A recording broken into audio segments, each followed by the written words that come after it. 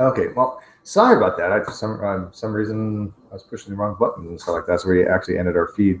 Not that it was paying attention to us, anyways, because we were talking about biochem. But this is gonna be part 2, I guess. Not that part 1 was that interesting, but anyways, we're chilling. Oops.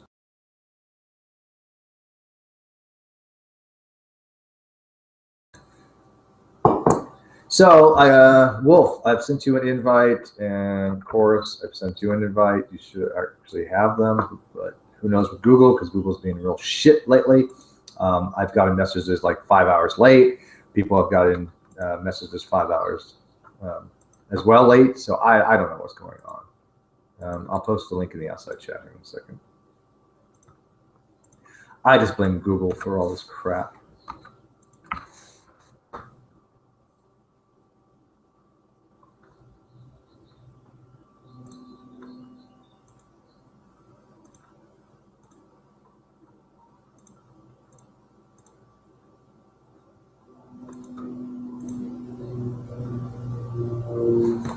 Okay, so anyways, what did we learn from the last one, Wolf? Anything at all?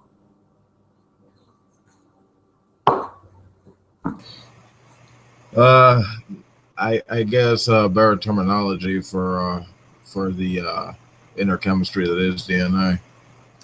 So I mean, do you think I should focus a lot more on the terminology as far as the because the problem is I've added some stuff initially, but a lot of these terms won't really be used later on. You know, what we're going to talk about DNA polymerase and RNA polymerase, but that's not until like the next one where we'll be dealing with RNA polymerase, and then the fourth one will be dealing with DNA polymerase. There's different types: DNA polymerase 1, 3 for prokaryotes, and then like alpha, beta for like eukaryotes. So that video is going to be really kind of complicated. I haven't started even really investigating that because. Well, I mean, well, as a blogger, fellow blogger myself, I think what's better than focusing on the terminology, because you don't want to get bogged down in semantics. It's more about the descriptions and how accurately you can get them across to your audience. Yeah, I agree, but see, one of the reasons I want to know the terminology is because it takes the sting out of hearing it. You know, again, when somebody says ATP synthase, if they know what synthase means, they know just by breaking it down. Okay, what is ATP synthase? They don't have to know what the actual structure of it is, but they'll know what it does. It's an enzyme. It's synthesizing something, so it's acting as a catalyst, and in some kind of biological thing to produce something. And what does it produce? ATP, which we're in the video described as adenosine triphosphate. Now, granted, adenosine triphosphate, I need to figure out a way to distinguish between adenosine triphosphate, how it's used as the powerhouse of the cell as far as the energy source, how it's the most common energy source, and how it's used in DNA, because obviously, adenosine triphosphate in as a nucleotide in the DNA is not used that way, obviously. But I did kind of address it in one video. Hey, Dex. What's up, buddy? I did kind of address it a little bit. No, wait, I didn't know you. There you go. What's up, buddy? Just saying hello, popping in. Awesome. We're just doing a little biochem. Oh, I didn't get into it with him, but I did mention this stuff. Let me present real quick. I shared the link, by the way. Oh, cool. Thank you, sir. Okay. Let me get your opinion on this, Wolf. My slide. Here we go. This one. Can you see that? Is it presented? yeah. Yes. Okay. See, I don't know if I should include this or not, because this will come into play later on, but I don't know if it's appropriate here. But it is something that people should be familiar with. But what this is basically saying adenosine triphosphate plus a nucleoside phosphate can be converted by what's called nucleoside phosphate kinase to ADP plus nucleoside diphosphate. I don't know if that's really appropriate in this video, because I'm not really getting into what the ATP is used for as far as that. But I still want people to know what kinases are, or transferase. But maybe I can just wipe this stuff. I don't think this needs to be in here, does it? I mean, I don't think it necessarily. Doesn't really follow. I don't think it's too overbearing. I mean, like it has the symbols going for it, and it's. I mean, so I mean, are you going in? Are you going into like the behaviors of the cells when they undergo ATP synthase, like when they try to take energy in or whatever? Well, no, no, I'm not getting into ATP synthase. I just wanted to be able to show that, you know, like if I use the word kinase, that's how these phosphate will go to this ribose. It uses phosphotransferase to act as a catalyst to take something and put the phosphate group here. So when somebody, because I'm afraid if somebody asks, well, where does the phosphate come from? Well, the phosphate comes from this right here. This phosphotransferase will bring it over. And then the kinase is just a specific type of transferase that is the same thing as a phosphotransferase.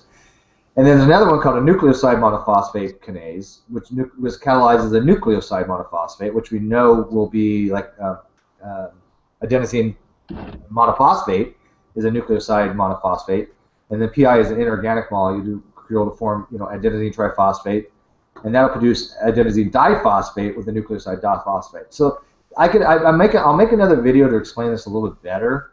But the only problem I'm having is I don't know how this relates to DNA. It doesn't. You know, that's the only way it relates to anything I'm talking about is just because the transferase, where this shit comes from, where this phosphorus comes from, is a process of phosphorylation using the enzymatic functions of phosphotransferase. So this is the hard part about putting this together because I don't know how much to include.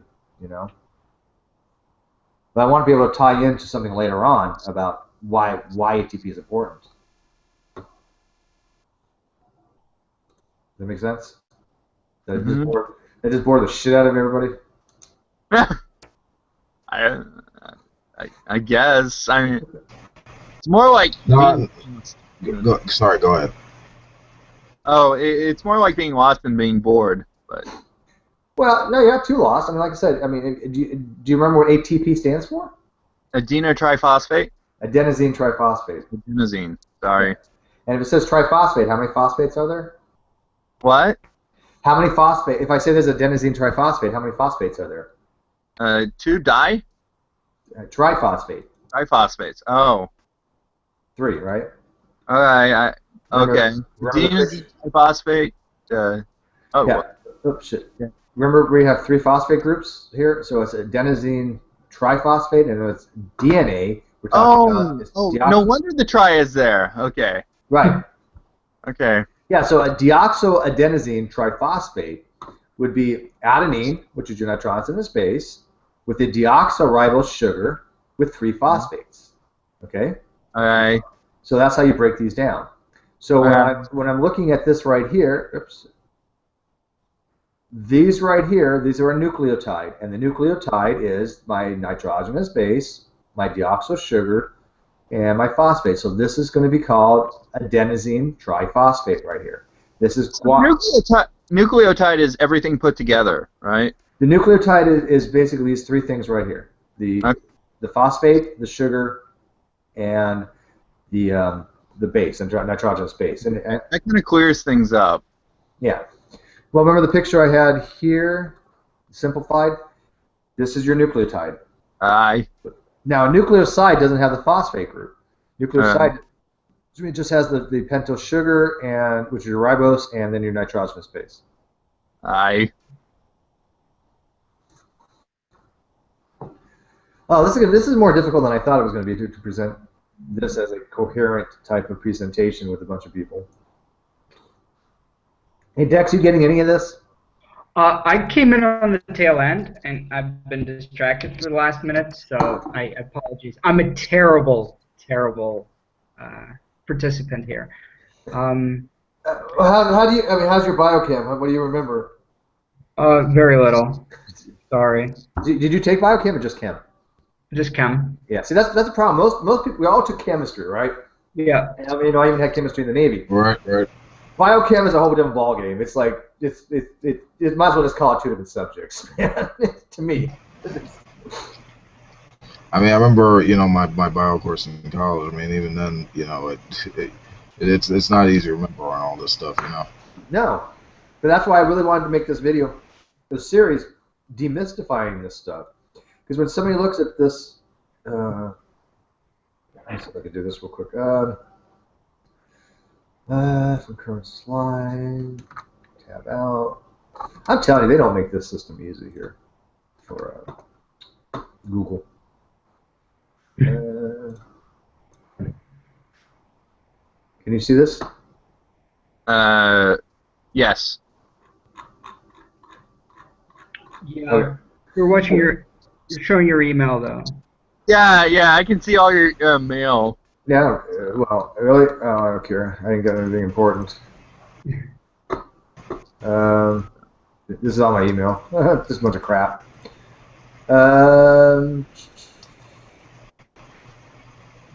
Okay, I see stuff now. What was that about a G-Man love letter? What? Steve, is there something you need to tell us? Well, we all have our little secrets, right? Why is this not presenting? Can you see this, the DNA to protein thing? No. No. I can see the link to join and all that. And by the way, that was G-Man's love letter to me, not to him, so I didn't reciprocate, Right. just FYI. He's got a crush on you. It's a one-way crush. I got it.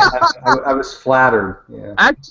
Actually, he probably loves you more than Jesus. I don't know.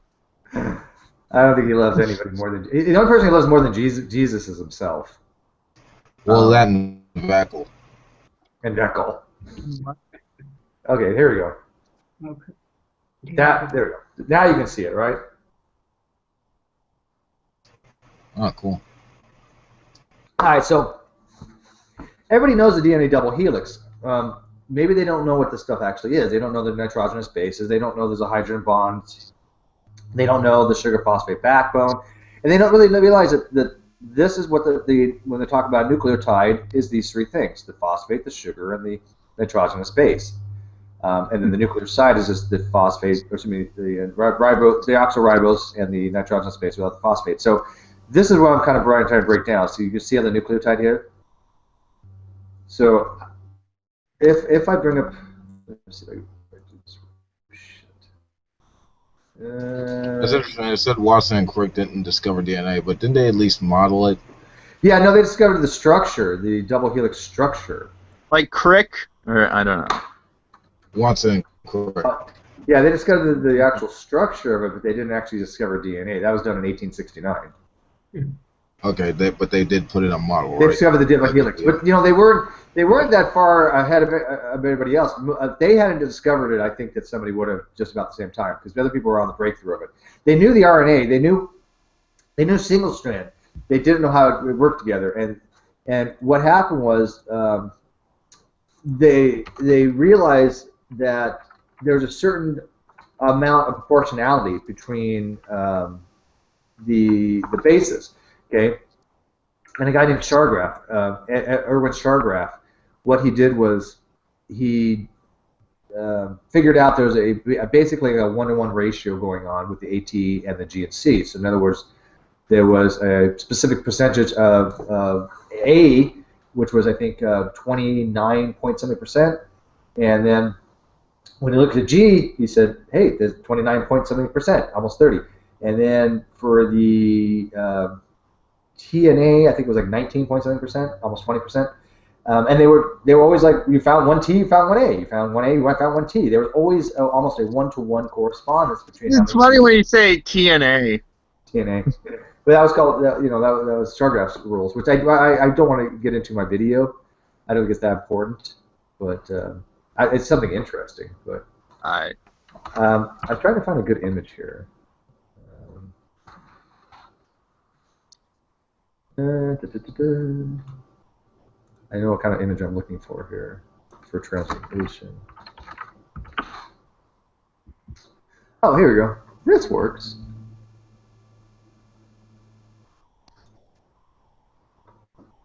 Now let me present again.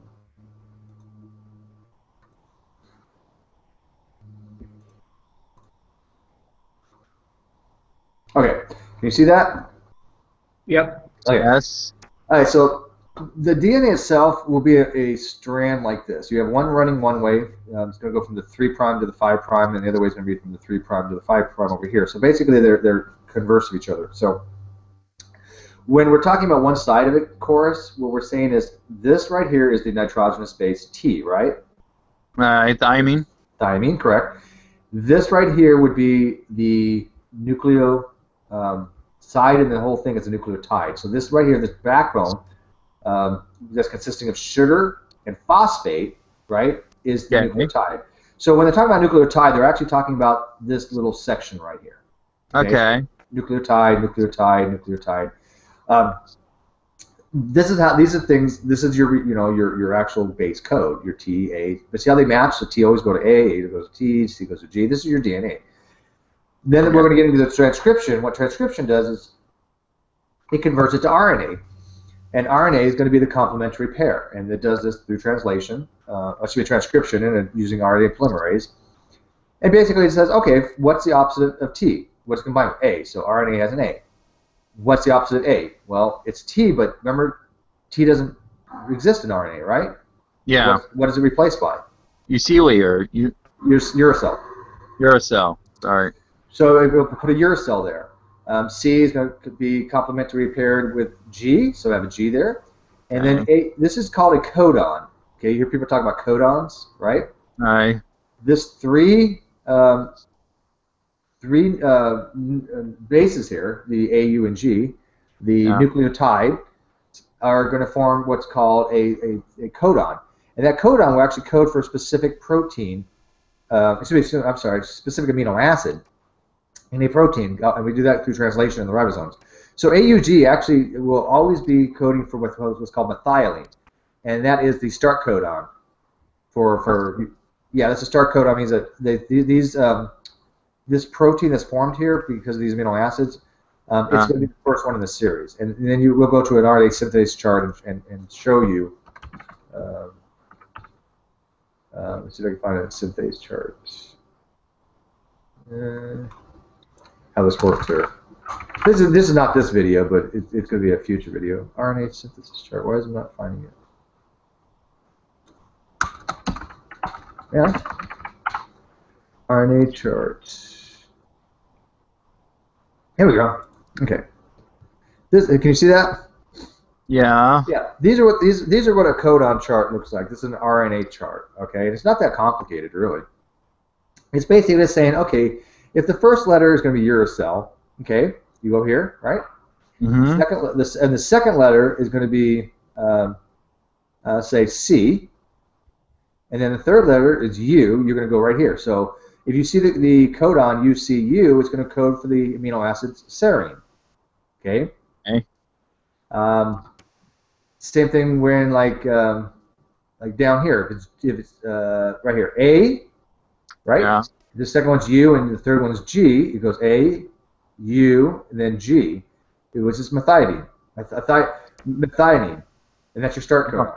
So that's how you read these kind of charts. And then something's cool about this, which I'll get into in the video. It's called third base wobble. And basically, when people talk about third base wobble, Fiona loves to talk about it. All that's saying is that if you have like C and U, the third letter could be U, C, A, or G. And what happens if you notice here? If I have CU, I code for leucine. But if the third base, the third thing is going to be either U, C, A, or G, right? Be either one of these four. Do you notice it codes for the same amino acid? Doesn't matter? Yeah, I think, I mean, it's very small, the font.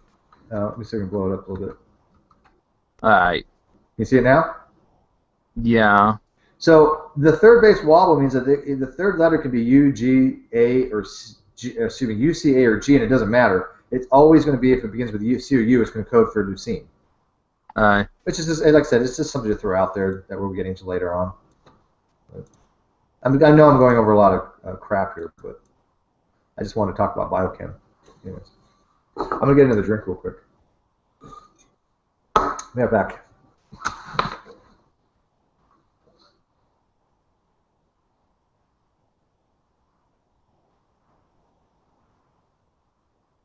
Steve?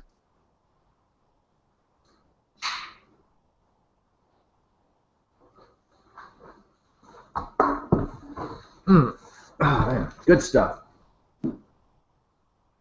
We ran off decks. Yeah. It is. But anyways, like, of course, that's going to be my presentation in a nutshell. I've got so many notes that I've gotten over, and my biggest problem now is just collecting them and organizing them in a way to actually make sense in the presentation. Because, I mean, I got to convert all this. Okay. These are all my notes. I'm not BSing here. I'm taking a lot of notes and put them in a presentation. So, and be able to explain it. And hopefully, they don't ask me questions I don't know, because I'm gonna have to turn it over to somebody else, like Sam or Fiona. Oh, Sam is the guy with the Jedi. No, the Darth Vader and the Stormtrooper. Yeah. We know what you're talking about. Anyways, what do you guys want to chat about now that we've kind of gleaned over some basic biochem? Unless there's any other questions you got there, of course. Nucleotide, phosphate. Somebody wanted to know, and they mailed me the other day, and they wanted to know about, when I told them they wanted to know about fructose, or lactose. Oh, yeah. And I don't remember who it was, and I feel bad, but I'm like, I told them just to get a hold of me later on in the week. Because I was going to try to explain to them how lactose is made, and maybe go over the Lacan operator, which is just an operator that produces.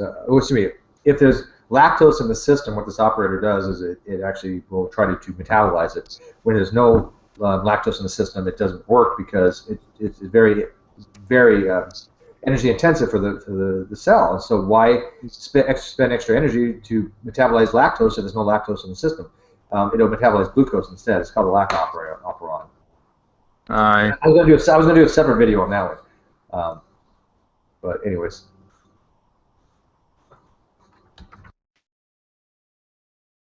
I'll show you what I'm talking about here, the Lacan operon. Lactose, glucose, metabolism, metabolize, stuff like that.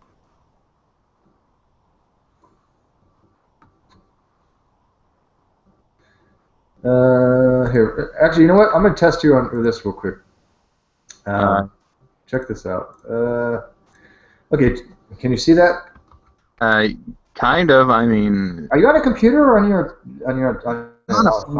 Oh, you're on a phone. That's why. Yeah, that's why it's so small to me. Okay. Well, just by what you've learned so far, these terms, if I give you like beta galactidase and permanase and transferactylase, what do you think all those A's mean? You said enzymes, right? Enzymes, right? Yeah. So when I talk about the Lacan operon, you already know that the three things that these are coding for, these genes, are going to be a type of enzyme. They're going to be a protein because they code for protein, and proteins are, in this case, going to be enzymes. And then this is not that hard as it looks. It's basically this. If there's lactose, it's going to actually sit in here. And what happens is lactose will bind with it. It'll remove the repressor off the promoter region, which is right here. And then this RNA polymerase will be able to actually go and actually start the transcription process. But anyways, I was just like, if you seeing if you remember what A's are.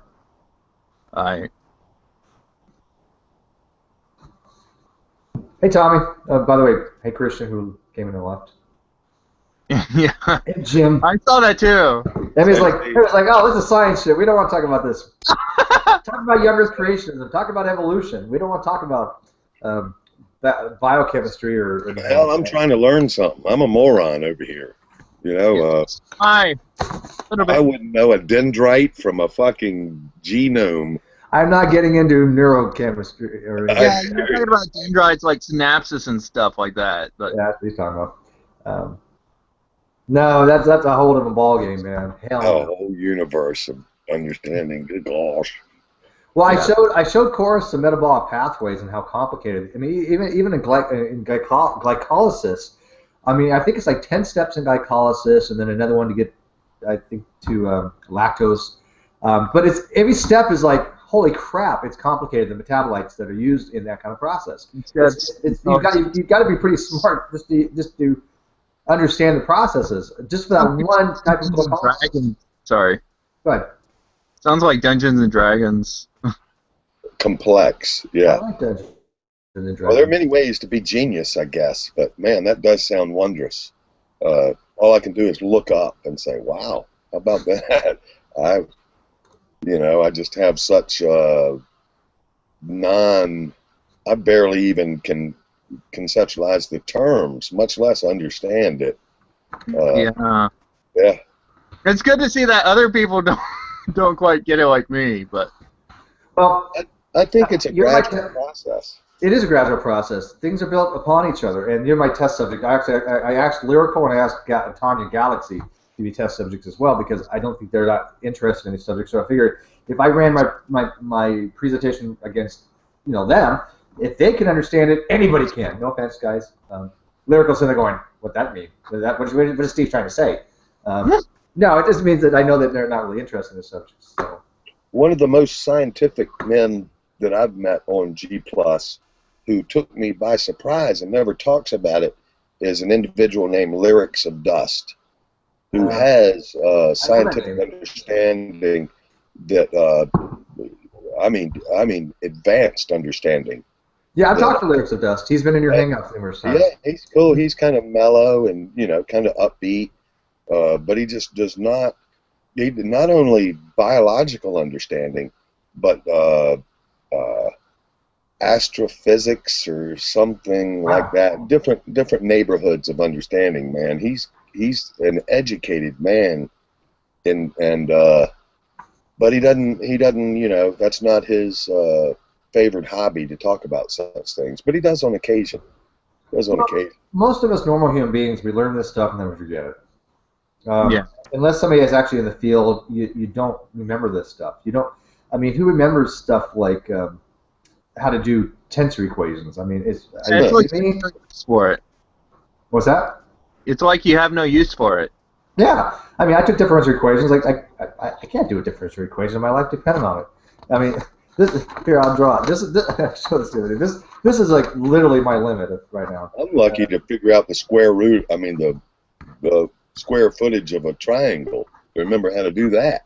I think that's like the only differential equation I could probably solve if I had. UI dx xy. Oh, negative xy. Yeah, but that's about because all you do is you just multiply. You cross multiply, right?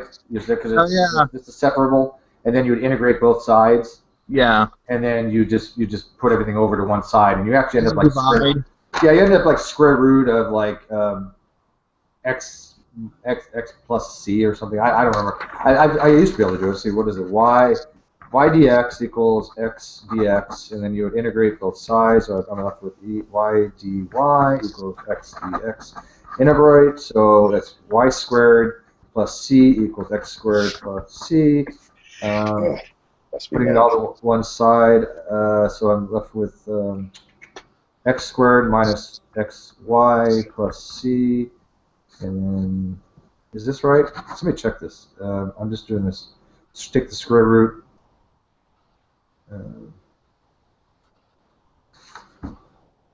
It looks like algebra. What?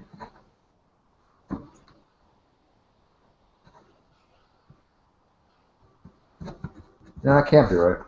Somebody solve that differential equation. Anybody remember the differential equations? I mean, that's a simple one, too. On good days, I can remember simple multiplication. I can even pronounce it on some good days. I went off into subjective consideration of psychology early in my adolescence, and I've been lost in psychological consideration. Math, other objective sciences. I can only envy. I can only look up and say, wow. Okay, now I'm pissed off though because this is not that hard of a problem. So dy dx equals negative x. I'm just gonna make it yeah, well, yeah, I'll just say negative x, y. So it's separate. It's a first order linear homogeneous separable differential equation. So you have y dx equals x dx. Integrate both sides, so you have y dx equals integral x dx. So y, when you integrate, it's going to go to y squared plus c. So y squared plus c equals x squared plus c. I'm going to put c1 and c2. Those are combined to 1c. So I bring it to the other side. So I'm left with x squared equals x squared plus, I'm just going to combine them, saying c equals c1 plus c2. I'm just seeing if I can still remember how to do this. X, y, I'm going to take the square root of both sides, so square root of x squared, actually it's negative, so negative plus c. And I'm going to draw the thing out, so I'm in negative x squared plus c. Well, actually plus or minus. All right, is that right? I cross multiplication, divide side. What I did was I isolated the variable, I separated them out. So y, x and dx. So I have x dx, or what's mean y d. Oops, shit. Yeah, it looks a little weird. I thought it would be like y dy. It should be, yeah. So it's y dy, and then x dx, and then I integrate both sides, right? So there's my integral. Yeah. And then what's with the s? That's my integrate. That's my integral. That's not s. That's sigma. Oh. Not sigma. What is it? What's that called? Sigma's. Sine? No. Sine cosine? No. It's just the integration symbol. Is that bad? It's just an indefinite integral. Yeah. So I have indefinite integral, and I'm taking both the integration of both sides. So I'm left with y squared, because y, when you integrate it, is going to go y squared plus c. So I'm left with y squared plus c constant equals x squared with a constant, and those constants are going to combine to one side because constant equals constants when you add them together. So you just put them together because they like multiply themselves, right? What, one of the c's? Yeah. Well, the exponents. Well, no. The exponents will be like this. I'm going to isolate the x to one side, and so Right. I have y squared equals x squared plus c, right? And then when I take the square root of both sides, right, I'm going to be left with y, because I'm taking the square root of x squared, which is y, and then I take the square root of all this. So I'm left as a differential equation. Actually, it's going to be y prime. I'll get you guys broadcast here in a second. Y prime is going to be equal to plus or minus the square root of x squared plus the constant. That should be the solution, the general solution to this differential equation. But again, if anybody knows math better, correct me if I'm wrong. There you go, guys. That's a beautiful piece of art to me. all those symbols, and I don't mean to be. I'm not trying to. It just was. Well, I did a couple videos on some math stuff. Unfortunately, one of them didn't present. It was basically on 1 equals 0.99 repeating. I got the information across, but it wasn't as good because you couldn't see me as I did it, so it was kind of butchered in that aspect. But hey, Lyrical. Hey guys. Math and science, but I wanted you to be a test subject. You got here a little late because I figured if I can explain to you some of this basic stuff, I can explain to anybody. That might be a stretch, but okay. All right. Well, I mean, you don't really have an interest in biochem, right? I'm just saying, I'm not. This is not Actually, a slide. not only do I have no interest in it, but I hated chemistry. Sweet. See, not a slide on your intelligence. It was a slide on the fact that I know you don't like. I remember you don't like these subjects. So, if you can learn it, then yeah. That's why I wanted you to be a test subject. And then my other one was Tanya would be a test subject. So, but I still got some work to do on this presentation because my slides got a little. Don't get Tanya and me together though in the same room when you're testing it, because we'll be like the two rowdy, students in the back of the class. I don't understand, Steve. Can you explain that again for the 20th time? Steve, how do you spell what is it? D-N-A? Oh, shit. Asking him that. Yeah, I know. I find it very enjoyable to pick on Lyrical. I don't know why. It is. Tanya's fun to pick on too, but Tanya's mean. Yeah, see, I'm just a pushover. Pick on me all you want. She is. I love Tanya, but damn, girl, I would not want to piss her off. She's like a fireball cat, you know, that's got its tail on fire. It's like, yeah, ready to rip your eyeballs out at the same time. Yeah, she just like goes full, cat tail on fire mode. I'm not basing this on anything that I know personally about her. I can just tell just by looking at her. That's what she's capable of doing a lot of harm. Yeah. But in a good way, because I don't think she would never actually physically harm anybody. But oh no, she's scary. I mean, just she'll verbally rip you a new one if you piss her off. Yeah. That I've seen. Thanks, Tommy. Peace, brother. But anyways, I don't know how much further we can go on this. I mean, again, this was for my benefit. So when I do this presentation, I kind of know where I need to go with it and what slides I need to add. But I needed somebody to come in to kind of fix some technical stuff. But oh well. Do you think it'll be interesting? Excuse me. You think it'll be interesting to watch when we actually do this? These presentation videos? Anybody? What? When we actually do the presentation, I think they're going to be pretty good. Very informative. Yeah. At least it'll be better than this ID woo going around. The ID what? I am so over this ID crap, dude. I mean, God bless Brandon trying to promote this stuff and Intelligent design. I'm sorry. Yeah, and God bless Brandon to go on, into Helena's hangout and explain to people that, and I agree with him. The way he explains intelligent design is not the same as what like true empiricism would do. I get that, but this whole intelligent design movement it's just crap. I'm sorry, it is nonsensical bullshit. It's got to go away. I don't give a shit if you're Stephen Myers or Dembski or Behe. You're fucking barking up the wrong tree, and they're trying to throw in crap with science. And I don't care what anybody tells you. ID is this creationism revamped. It's just another type of theological argument. It has no substance. It has no scientific basis. There's not a single bit of science in that crap. It just sounds technical because it deals with scientific stuff, but it does not demonstrate crap about intelligence. Right? Well, there's no real explanation on how God does it if he were to create. Well, most intelligent design advocates will try to avoid that whole God thing. I mean, some do, some don't. They don't want to use God because the problem with God is then it becomes into theology. Yeah. All they want to say is, oh no, we don't want to get into theology. We're not promoting any deity. We're just saying that we're looking at this and it's irreducibly complex, and therefore it must be some kind of intelligence because intelligence comes from intelligence. It's a shit argument. All right. And that's why it's not allowed in school. So I don't give a crap if you have people that have degrees and PhDs promoting this crap. It'll never be in schools because it is not science.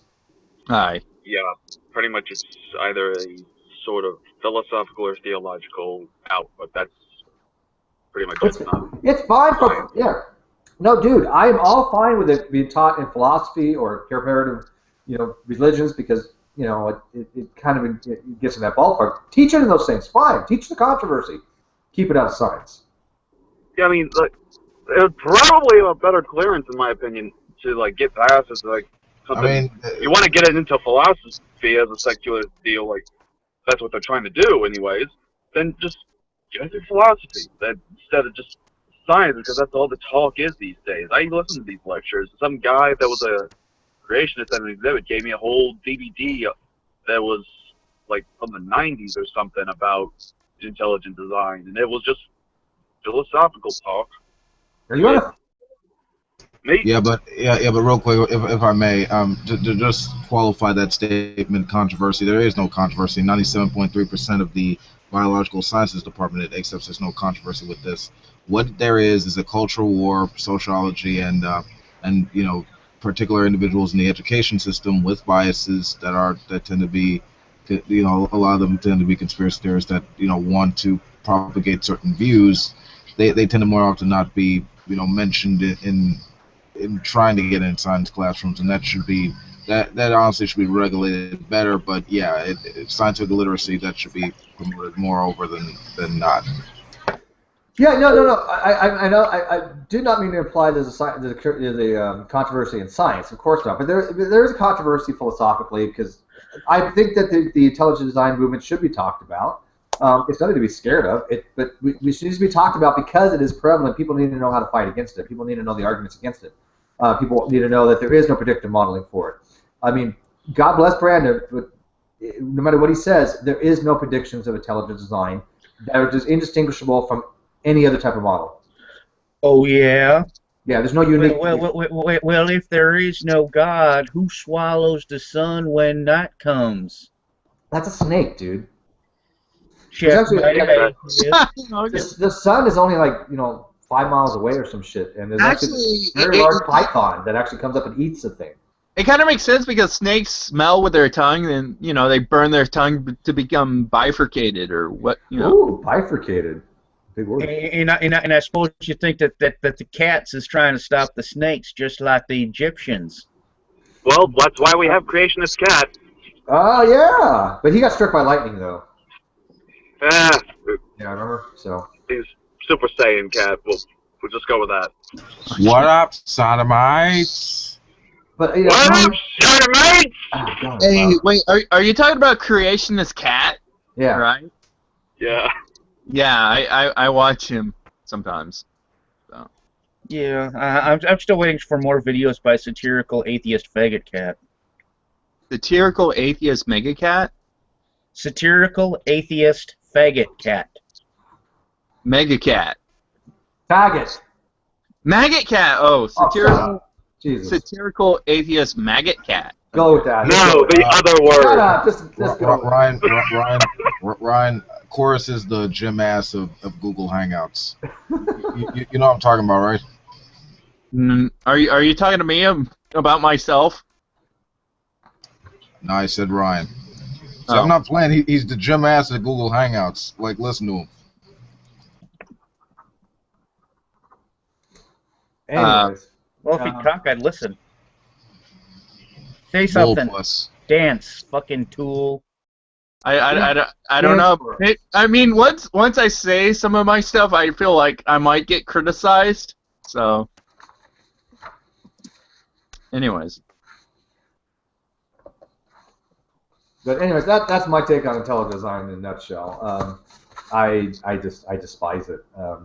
It's a little bit more complicated to try to debunk than like younger creationism, but it's really on the outside not that hard because what is there to debunk about it?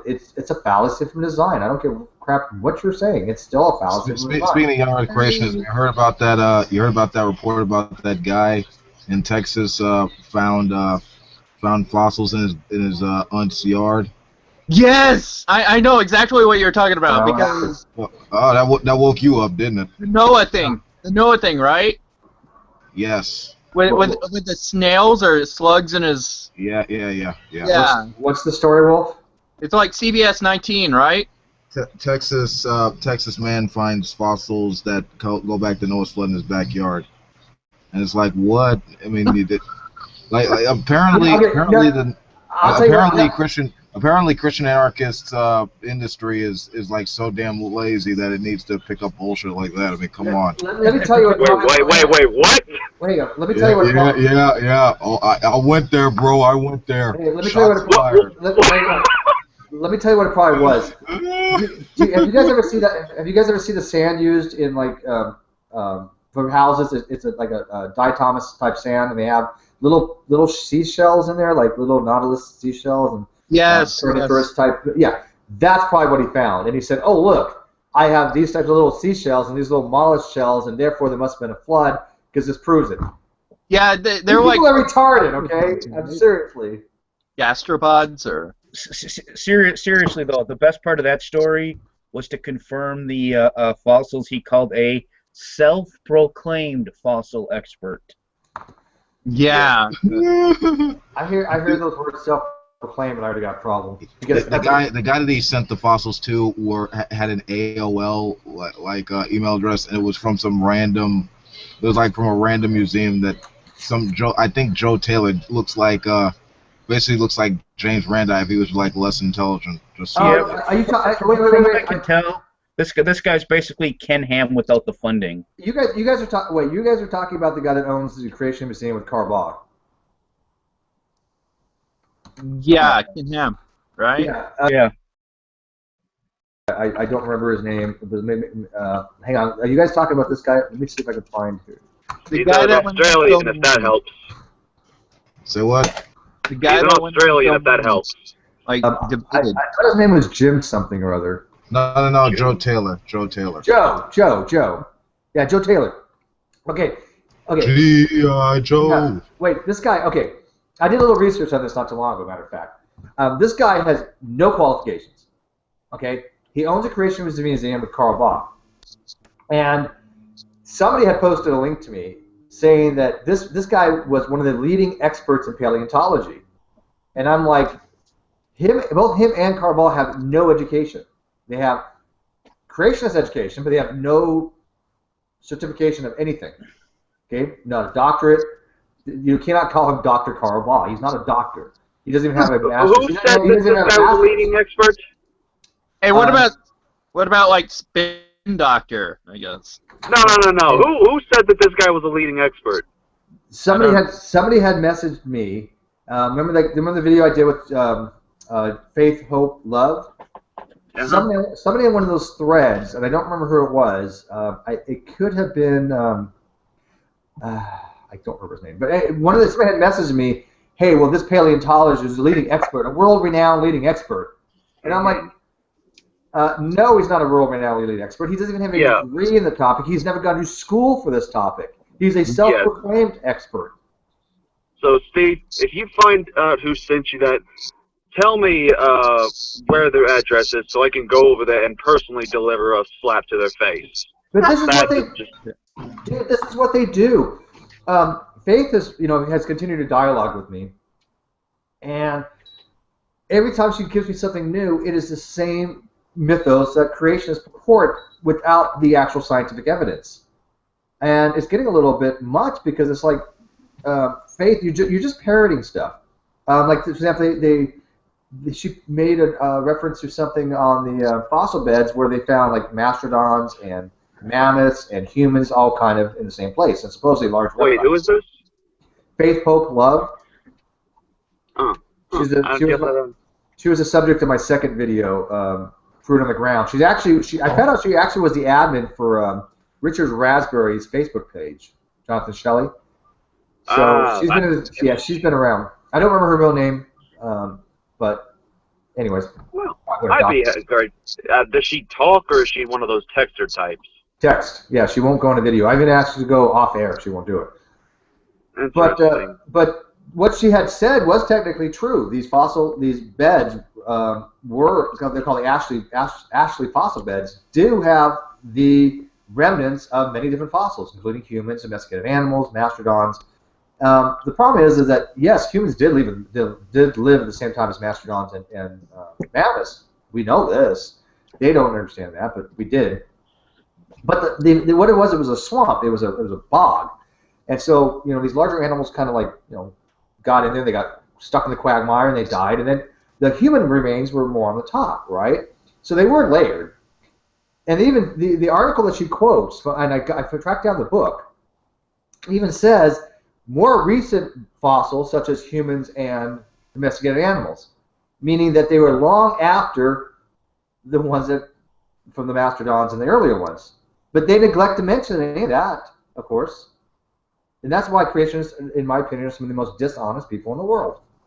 And I'm not talking about people who believe in God, that like God created the world, like Christian anarchists. That's, yes, technically he's a creationist, but he's not that type of creationist. Yeah, evolutionary creationist. We prefer that term, sir.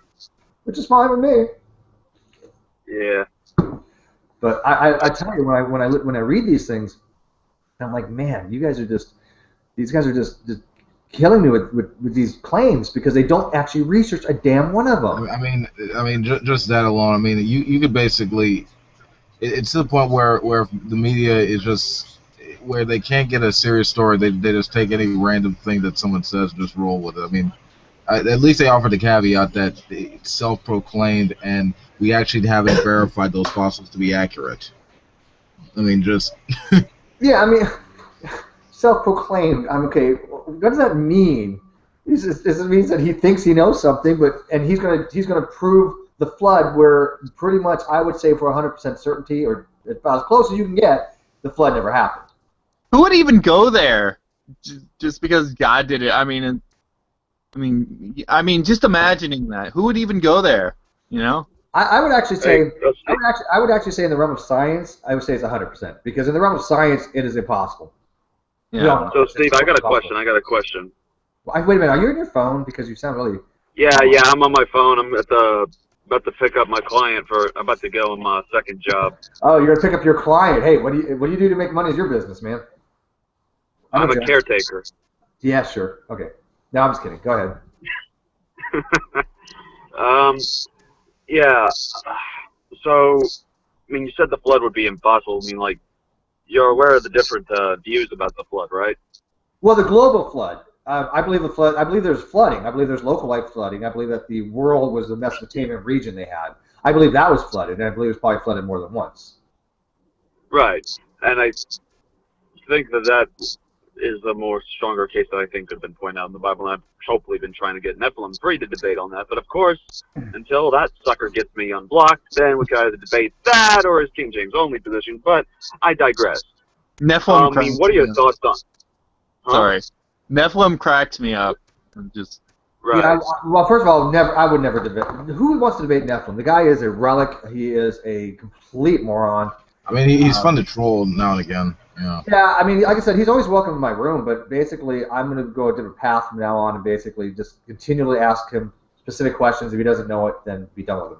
Because what he does is he wants to change the topic to what his narrative is and promote the straw man version, and we're not going to let him do that anymore.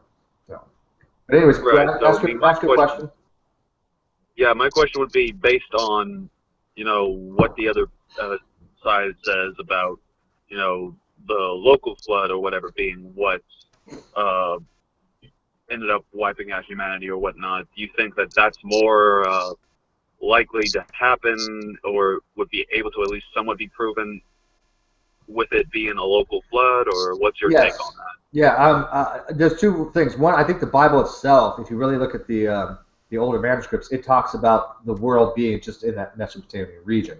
I don't know how it got extrapolated in the King James to mean like the whole globe. We know that there's floodplains there. We know that there's different seas and rivers that do flood periodically. I don't think it wiped out humanity. I think it's just a flood story, a flood mythos, because I'm more of a mythicist when it comes to that.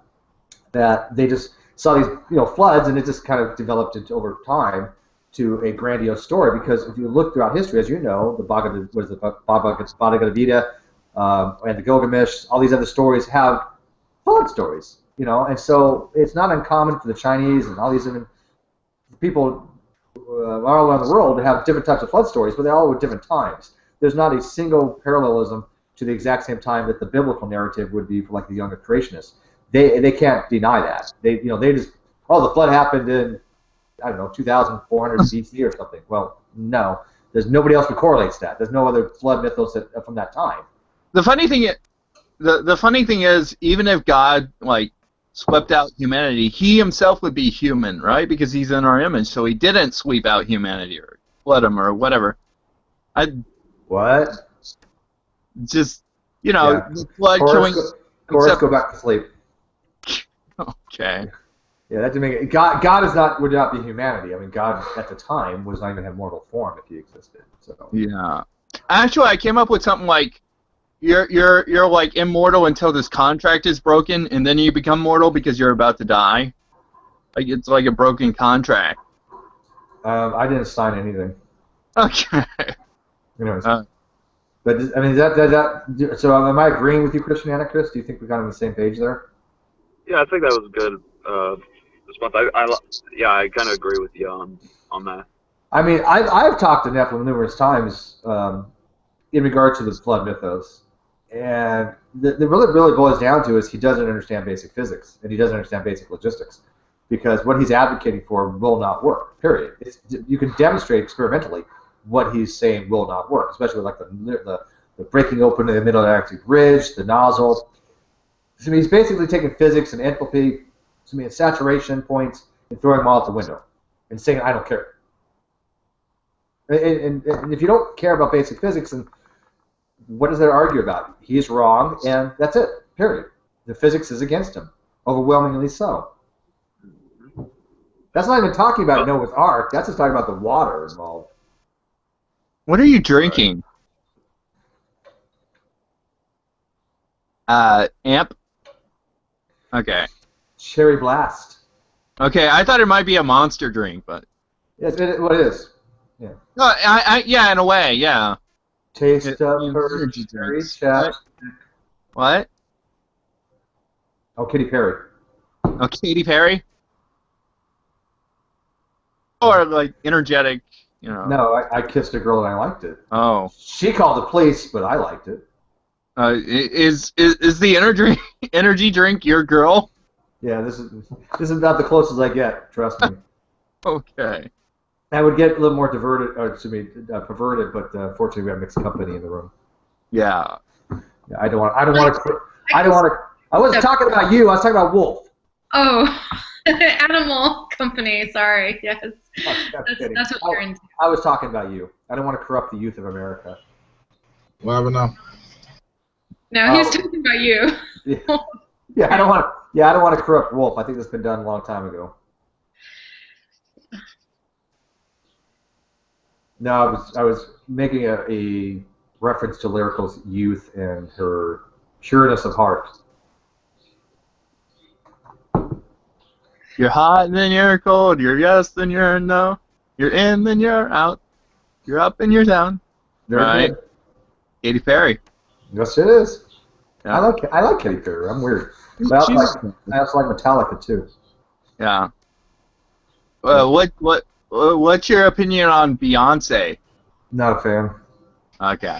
Yeah, they're all satanic. They're all leading the youth away from Jesus, and they're living in sin. They could get like breast reductions. Otherwise, they're leading us to Satan. So. Well, actually, what's funny is breast reduction. I think is like the most common form of plastic surgery. Yeah. Performed. And I'm like, why? Why would you do that? Yeah, I've seen people's faces get fucked up by plastic surgery. So. Yeah, but I mean, it's like, why would you want to reduce them? I'm like, no, I don't know. No, if they're too big. Like, is there such a thing? Is that possible? I mean, maybe not to you, but. No, I'm actually. What's funny is I'm not even a big boob person. I like small boobs, so I'm weird like that. I mean, it's not like really small, but I'm like like a B cup or something. Yeah, well, not too big. That's. Yeah, I'm not big into the D's and shit. B and C is fine. I don't like unnatural looking breasts. So. Well, we went from biochemistry to boobs. Interesting. Yeah. Well, it's all the same because biology. Yeah, all right. We can talk about boobs if you want. I think the technical term would be called mammary glands, correct? Oh yeah. Oh they produce milk, and milk has lactose, and lactose we already talked about. But the baby. No. I would be afraid you would try to milk me or something now. That's gross. Wait, wow, are you going to act like a cow? That took a turn. You just play a cow and it just melts you into a pail? Oh my god. Wait, it's like this. It'd be like, wait, where's my camera? Oh wait, it'd be like this. Yeah. It wouldn't be that close, right? Like, what movie was that? Meet the Parents. I don't know. Lyrical needs a good milking, I guess. No, I know. I don't judge. I don't judge, man. Hey, you're the one that called it. Had to take it there. Hey, Bob. Hey, how's it going, Steve? Are you on the road? Or are you stationary now? Well, I'm getting ready to get unloaded at a Ford plant, so. Yeah. Well, we're just having a little chat about science and boobs, I guess. Yeah. Which is perverted or natural or whatever, In the daytime, it's natural. If this was a nighttime hangout, it'd be perverted. All right. But again, we can't corrupt the youth of America. Yeah. Well, one of those I like experimenting with. So. You like experimenting with the youth of America? No, you said you're talking about science and boobs. I said, well, one of those I like experimenting with. Oh, actually, when you're saying science and boobs, it makes me think of physics, but. I don't know. Potential energy, kinetic energy, potential kinetic. Yeah. No. All right. Yes. Physics. Tell me more. Is that your thing? What is your thing, Larry? Besides singing, what subjects do you like? Yes, I enjoy basically philosophy, existentialism, topics about basically what people's epistemologies are. Yeah, I actually, when I think about the meaning of life, I just think that my mind came up with the thought of the meaning of life. Or just my mind thinks of meaning. So, anyway. Okay. Yeah, no shit. Like it's assumption, right? Like meaning occurs within the mind. Yeah, your mind comes up with a question, right? So. That's deep. Yeah. So, Lyrica, what do you think? That's deep, but no deeper than the pit I'm stuck in. I don't even know. What do you think of some of these types of arguments people use, like the modal ontological and the cosmological and the all those? I mean, do you put any credence on them whatsoever? I do a little bit. First of all, I would say that a lot of those arguments are based on the idea of a starting point. And I don't see the universe like that. One of the things that I came into this debate with was that I think the universe is more like universal. It's actually more like infinite or eternal. Like it's not something that everyone's. Okay. I mean, when you say eternal, do you mean that the universe doesn't have an end, or does it have a beginning, or both? Right, yeah, like whatever the mathematical term would be for that, but yeah, exactly. Well, it could be infinite and still have a beginning. I mean, not necessarily this particular universe, but the super, like whatever the super universe is, or whatever. Like, let's say it is a super universe, or that it's actually something beyond the super universe, or whatever it is. I think that it's infinite, and that's actually the concept that's really difficult for us to comprehend. Yeah, I think the same way, because, I mean, there's always going to be the sense of an outside to what you're in, right? So. You're talking about the multiverse. Yeah. Multiverse, yes, that's it. Yeah, I mean, it could be. It could very well be infinite. There's no question about that. I don't know what I believe if it's infinite or not, because there's really good arguments either way. If it is infinite, then basically it's just going to die down because of the second law of thermodynamics, and you're just going to have a sea of energy that's just going to dissipate and become a heat death. It's going to crunch. The other way is, what's that? Crunch. Right. Oh, you can have a big crunch, and the crunch. The problem I have with the big crunch, though, is because we know the universe is flat now, and we know that the universe is accelerating. It's not slowing down.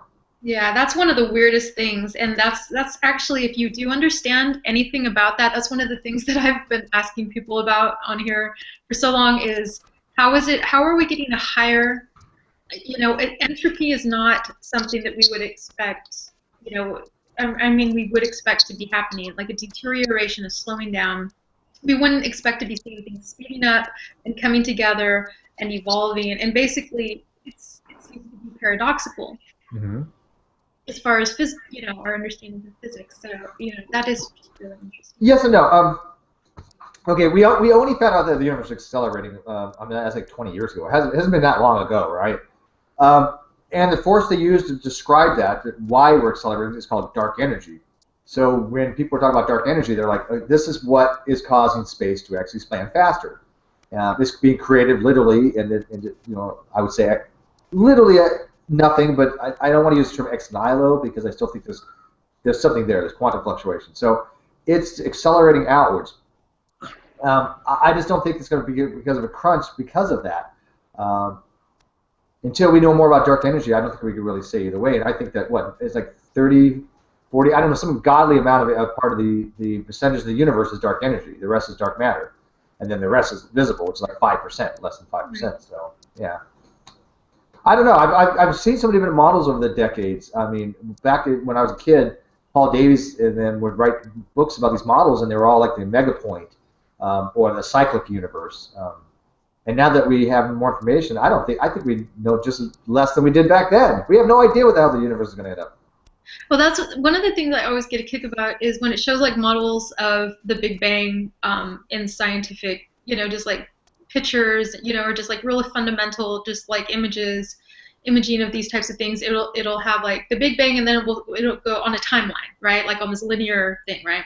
And it'll have the Big Bang, and it'll have all this stuff afterward. And then before the Big Bang, it'll have kind of like this little straight line and this thing called quantum fluctuation, and then a little straight line. And I'm just like, why aren't we asking questions about quantum fluctuation just a little bit more, So. Well, it's funny because it does come up every so often. Because the other day somebody had asked me, they said they're talking about nothing, right? And I try to explain to them that when scientists talk about nothing, they're talking about something, because we don't even know if real nothing can exist, absolute nothing. And I told them there's a mathematical paper that talks about the spontaneous generation of the universe from nothing, but nothing in that means quantum fluctuations and instabilities in the quantum fluctuations. He's like, no such paper exists, kind of thing. I'm like, yeah, it does. And I sent it to him, and he's like, well, this doesn't make sense, blah, blah, blah. I'm like, oh, so you understand the physics, because I don't even understand the physics of that paper. I mean, I understand the conclusion and the abstract, right? This shit's hard. And I was like, well, falsify it. I'll give it to some people. And he's like, no, I'm going to give it to some physics friends of mine. I'm like, okay. But it's a mathematical proof. Give it to a mathematician, if anybody. But I'm like, you're just saying it's wrong because it's wrong, because you don't want to accept the fact that we know that the universe now can be created from nothing, meaning quantum fluctuations. I think that was a big paper.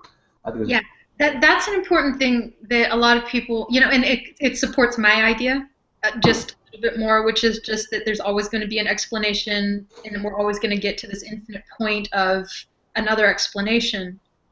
And that's why the idea of certain cosmological arguments, ontological arguments, the Kalam cosmological argument, all these different types of things don't equate in my book, because I don't see a starting point. So a lot of their arguments have no basis. Well, okay, if you're getting into, I hate the Kalam, by the way, but this is what I think of the Kalam. As a two propositions and a conclusion, I'm fine with it. Okay, if everything that begins to exist has a cause, the universe has a cause, therefore the universe began to exist. I'm fine with that if we're talking about materialism. We're talking about material cause, Aristotelian for causations. I don't got a problem with that. I think the universe probably did have a cause. In that mathematical paper would be the explanation of it, the quantum fluctuations. Now, if you start getting into efficient cause and the moving cause, well, then you're kind of lost me, because how do you get from causation, from the material cause to the efficient cause, saying that there's some entity, some agent that caused these things to exist? I got an issue with that. So it doesn't make any logical sense that we would deteriorate from more of an energetic source to more of a material mind source. It makes little sense. But also, so do certain other things that we see in the universe. Well, I mean, are you a dualist? I mean, do you believe in a mind-body separation, or are you monist on that, or what? That is really interesting, because I go a little bit both ways. I see it as being there is the mind and the body go together. I mean, the mind, yeah, and the material, that they go together. So those things, but also that there's a little bit of a collective unconsciousness that seems to permeate just a little bit too within certain systems biologically, and so there's a little bit of a mystery to certain things. So you think that it's possible the mind could exist independently of a substrate? I don't know if it's what we would call mind, as far as it just seems to be like maybe coding of some sort of in certain instinctual nature. I don't know. See, I don't know if that would be even demonstrable either way. I don't really subscribe to dualism. However, if somebody can present me an argument for it, I will definitely listen for it. it just doesn't really. I understand emergence, and I understand consciousness is an emergent property. That doesn't mean that the mind can exist independently of a physical, materialistic form, and that's what needs to be demonstrated. However, Yeah. you do make a good point about information, though. Information isn't really destroyed, right? Information is conserved in systems. So, if ever heard of the holographic principle? Mm, yeah, but I probably don't understand it as well as you do. Yeah. Well, because Wikipedia has makes it sound completely different from what it really is. But basically, all it's saying is that out there on the observable event horizon, there's a boundary. That boundary has a coding of information, zeros and ones in what's called quantum squares, a little length and width of quantum length, which is Planck's length, 10 to the negative 43. So it's a really small amount, right? But that information is encoded on that boundary of the event horizon. Now, yes, it's encoding of the materialistic information, like our form, our 3D form, is encoded on that 2D boundary. That's why it's called a hologram, holographic principle. I don't know if that works as well for just information like knowledge, like something we know. Is that destroyed? Is that conserved? I actually have no idea. I think that one of the things that we know fundamentally from observing the physical, universe around us is that life emerges from the universe. Consciousness is held within life, and so consciousness does emerge from the universe. So within the universal coding itself, there is the potential for consciousness, regardless. But you're talking about a physical manifestation like the Akasha records or something, where there's actually a type of collective consciousness. I'm not even going that far. Not nearly. Because that's a little bit more out there than I think that you would posit. If you want to think that if you want to posit the universe may have some kind of ability to communicate internally, I don't have a problem with that actually, because in entanglement, that's kind of what it seems like it's doing across long distances. And I would just stay within the realm of what physicists are talking about also. That's kind of more what I'm leaning toward myself. So the Kalam, in a nutshell, though, the Kalam, as you see it, works as a stanza, but when people like William Lane Craig start adding stuff to it, that's when I take an issue. It's like, no, it doesn't get to God. Sorry. It's fundamentally flawed from the very get-go. I don't like it. You think the actual Kalam itself is fundamentally flawed? Because I think it's a valid structure. I think that some of its very principal points are actually flawed. Yeah. All right. Well, let's look at the premises. I mean, what's premise one of the Kalam? That everything that begins to exist has a cause. Is that correct? I haven't looked in these in a while, but right. That's actually the one that I'm referring to. Okay. Everything that begins to exist has a cause, because I don't think that things begin to exist. So I don't think that there is an initial first cause, and so that's why I have a really hard time with the Kalam. That actually is a really valid point. And also, there's things that do come into existence without a cause on the quantum thing. But what does it mean to begin to exist? When does something begin? When do you begin? Do you begin as an ovum and sperm, or do you begin as a zygote? Certain components are eternal, and that's kind of what I meant by my whole issue of energy, and in the whole thing, that is all comes down to this one principal factor that cannot be it's undimensionable. So would you say that for most things, there is no clear line of demarcation of when it has the beginning? When we say this begins, I mean, materialistically speaking. Yeah, and that's one of the interesting philosophical arguments that I like to talk about with people is this exact concept that it's there is no distinguishable line when you really get down to what the singular component is, whether that's energy. Let's say that is the one thing. I mean, that's what Einstein, but basically that it's you cannot reduce it. It's irreducible. You can't make it. You can't reduce it. It's never going to be destroyed. Yeah, I mean, like, for example, if I'm building a house, when did the house begin? When I started buying the materials, when I nailed the first wood together. So I agree with you there. I think it is really impossible to determine when something begins, even temporally, because our timeline is literally just a bunch of discontinuous points that appear to be smooth, right? I mean, we can probably say that there's some fundamental unit of time that, kind of like a Planck's length, would be a similar thing, that maybe it's a bunch of discontinuous things, thrown together. So where at what point in space-time does something begin? I think it's kind of arbitrary when we say it begins. I think it is. It's arbitrary because there is no actual. It always continues. Like I said, as soon as we understand some component of what we think is a beginning, we know that it continues farther and farther and farther back, and that's why I stick to my initial assertion that it's always going to be infinite.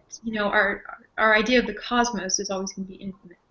I'm gonna have to change the name of this hangout. So we talk biochemistry and then interviewing Lyrical on her epistemology and ontological viewpoints. This is great, actually. I feel like I'm interviewing you, and I want to know what people's positions on these things are in the community.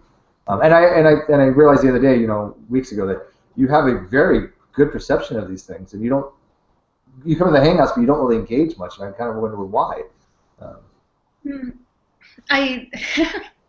It's actually, I kind of find it hard to be pulled out of my shell, but you're very good at engaging in these topics because you're very knowledgeable. I just have a great way of reaching and touching people. Wait, that sounded wrong. That is so gross. Yeah, I know. Believe me, that's what my exes said too. That's so gross, Steve. Don't touch me. I get the lot. But anyways, I'm gonna be right back.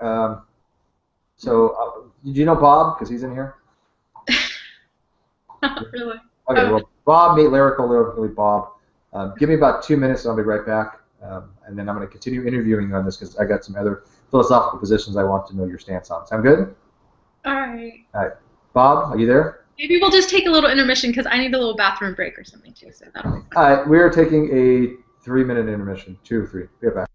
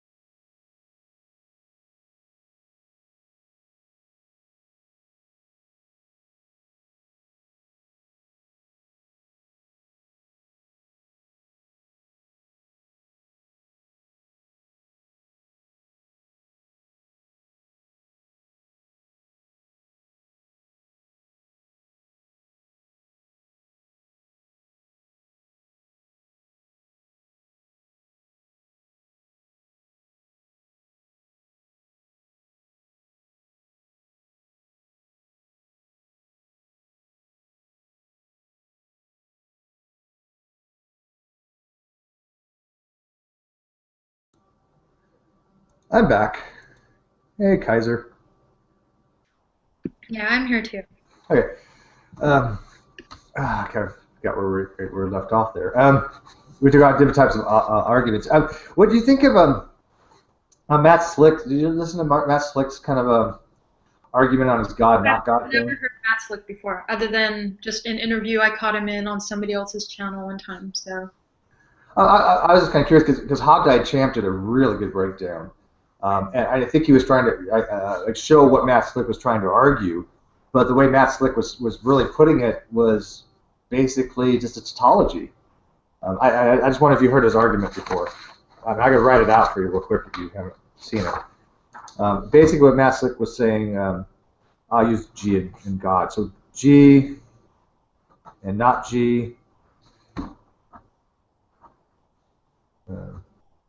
Actually, what do you think here?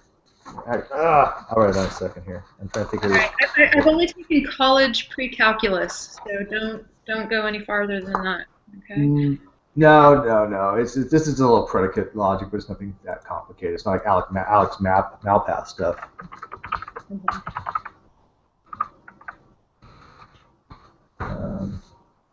Let's see here. I'm trying to find his argument, but I think I can remember it if I don't find it. No, maybe not. Let me see if I can do it from scratch here. Okay, so his argument was God or not God.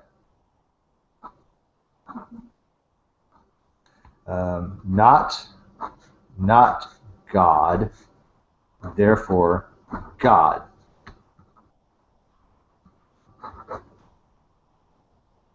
No, that's still not right. Why am I having a hard time with this? I just did this like the other day. Just show somebody. It's not that complicated. Anybody else remember Matt Slick's argument? No?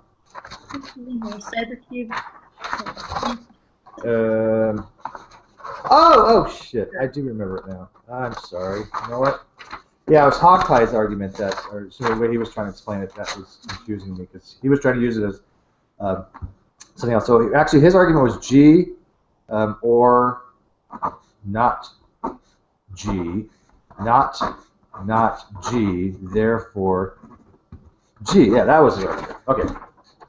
So G or not G, not G, therefore G, because you only have a double negative.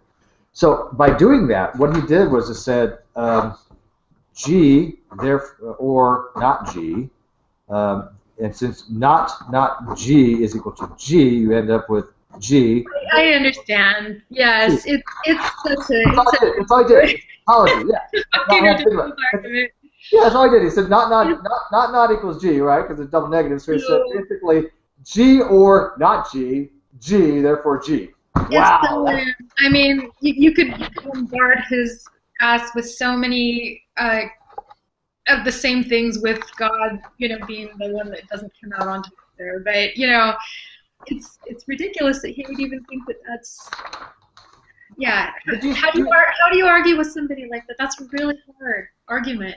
I mean, that's really hard because they're going to use something like that. But how do you convince them that anything could be any single thing could be used as G in that argument and come out with that position? Yeah, I can say unicorn or not unicorn, not unicorn, therefore unicorn. Therefore unicorn. I mean, maybe if you showed him. I mean, but would he even understand? Because the thing is, there's two problems. One, you're speaking the words of the devil, and he's going to give you little credibility, okay? Because he truly thinks that. I know. And two, he's heard certain apologetics, and if he hasn't heard them yet, he believes that they exist out there and that they do exist and that you're still uncredible. So it's just there's too many forces. Yeah, well, for some reason, though, they're willing to believe these apologetical arguments are legit, and I don't understand why they put aside their rationality and throw it away so easily. If someone wants to posit God, I'm fine with that, but don't use a bad argument for it. And these people are really fine with promoting a bad argument just because they want their position to be out there. Steve, hey guys, what's up, buddy? What's the point of the OR operator at the beginning in the first place? It's like there's no. Well, there is no point after later on. You're right. Actually, that's a good point. Because you have the G or not G, right? You can actually get away with that. I mean, you can actually just throw it away. You can get rid of it. You can actually literally say G, therefore G. Yeah. No, I'm not lying. Literally, you don't even need the or at this. So once you realize that not G is equal to G, you can say G, therefore. I'm writing this big because you can see. You don't even need the or anymore. G, therefore G. It's tautology. Freaking genius, By the way, I was watching Alex Malpass on Helena's Handbaskets channel, and they're going over propositional logic, and I didn't watch the third one yet, but I watched the second one. It's very freaking good. I actually learned something about how to close off things to determine whether an argument's valid or not. I've never done that before. I worked with propositional logic a little bit, but never did anything like that. I was like, wow, this is freaking cool, man. I like this. But she actually broke it up, and she's actually, have the atom, and then she has the parenthetical group, and she has the not parenthetical, and the not atom, and the molecule, and she'll actually show how each operator will be modified by a parenthetical group or a not symbol, De Morgan's rules, and so if you want to learn about propositional logic, watch Helena Hambast's videos. They're very good. It's like we're creating our own Google University right here. Yeah, well, it's cool. It is, like I was saying before, YouTube has a lot of videos, and I always find that these videos are very, very overly done. They're very complicated, and the way that like Helena does those videos with propositional logic, it's Alex explaining it. It's actually an explanational video rather than just, hey, go watch this video and hope you pick up something. Yeah, I've been watching some of it as well. I haven't been able to see it from start to finish, but I'm looking forward to. I was watching it earlier today, a little bit of it. Well, I mean, have you ever worked with truth tables before? I don't know. I doubt it. I took a philosophy class, but I don't think so. It doesn't ring a bell to me. Yeah, I mean, if you start off with the truth tables and you just say, okay, I have, we'll use P and Q, and I know my operators. I'm going to have like and, I'm going to have or, exclusive or, which is XOR. If you use the truth tables and say, okay, if it's true, P is T and F and Q is T, then if it's an and, is it going to be true or false? And you just kind of go through and say, okay, my end result's going to be true. This is going to be false, false, true. For example, if it says non-exclusive or P or Q, non-exclusively, if both of them are false, the whole thing is going to be false, right? So, and you just do the truth tables first, and then you modify them by the additional things of not and then the parenthetical groups. It gets confusing, but it's actually kind of fun. No, yeah, and I agree with you that it would be, especially regarding arguments that have certain factors that could be neutralized in ways like that. So. Well, like I said, he did a really good, I mean, he's a PhD in this shit. He knows it like inside and out. And he did a really good job on explaining how to close off an argument. Like, for example, if you look at like Mona's ponens, how that would be a valid argument because you don't have any negations, you don't have any contradictions in it. And yet there are other statements where you could have like a affirming the consequence where that is a fallacy. And the reason why it's a fallacy is because you can show that there's a contradiction when you try to do the branches. And I thought that was fascinating. I've never touched on that before. But yeah, it is like Google University because people in the community want to learn this stuff, man. No, it is. It's freaking awesome because I actually not only do I enjoy it, but I have the time and I save the time to watch certain people, especially like Helena's stuff that she does. Especially she's doing a lot of great stuff right now on her channel like that. But other people too. What's his name? Oh gosh, I think it's Dave S. But he did a really great thing on disproving the Kalam using certain that type of logic. Was it Dave's good? I'll link. Let me find it here. Yeah. It was probably debunking William Lane Craig's extension of the Kalam. He has like 6 more premises that he adds. Mm-hmm. But no, I think that a lot of people did things that they like or something they're good at. If they did videos explaining to people in the community, yeah, I think it'd be a great little powerhouse of information. Again, because the videos I watch, I think they're overly done. I think they're overly complicated, and they don't really reach the audience that they're trying to get to explain. This is not as complicated as people make it out to be, or at least it's not something that people cannot understand. Because when you don't know shit about philosophy and you hear all these terms, it's like, what the hell does that mean? What the hell is existentialism? What is that? What is monism? What is a modal ontological argument? I have no idea. It's like, but when you explain it to them, it's like, oh, okay, well, that's not that complicated. Right. But since I like things like evolution, I would like to do a video on that. But I just happened to be talked into doing this one on DNA to proteins. And I was like, wait a minute, I'm not really that hip on biochemistry, but I will do it because I'll find it interesting to do. Does that make sense? Yeah, for sure. Okay, so I found the video that I was talking about, and so yeah, put it in the slide, then I'll check it out later. all right.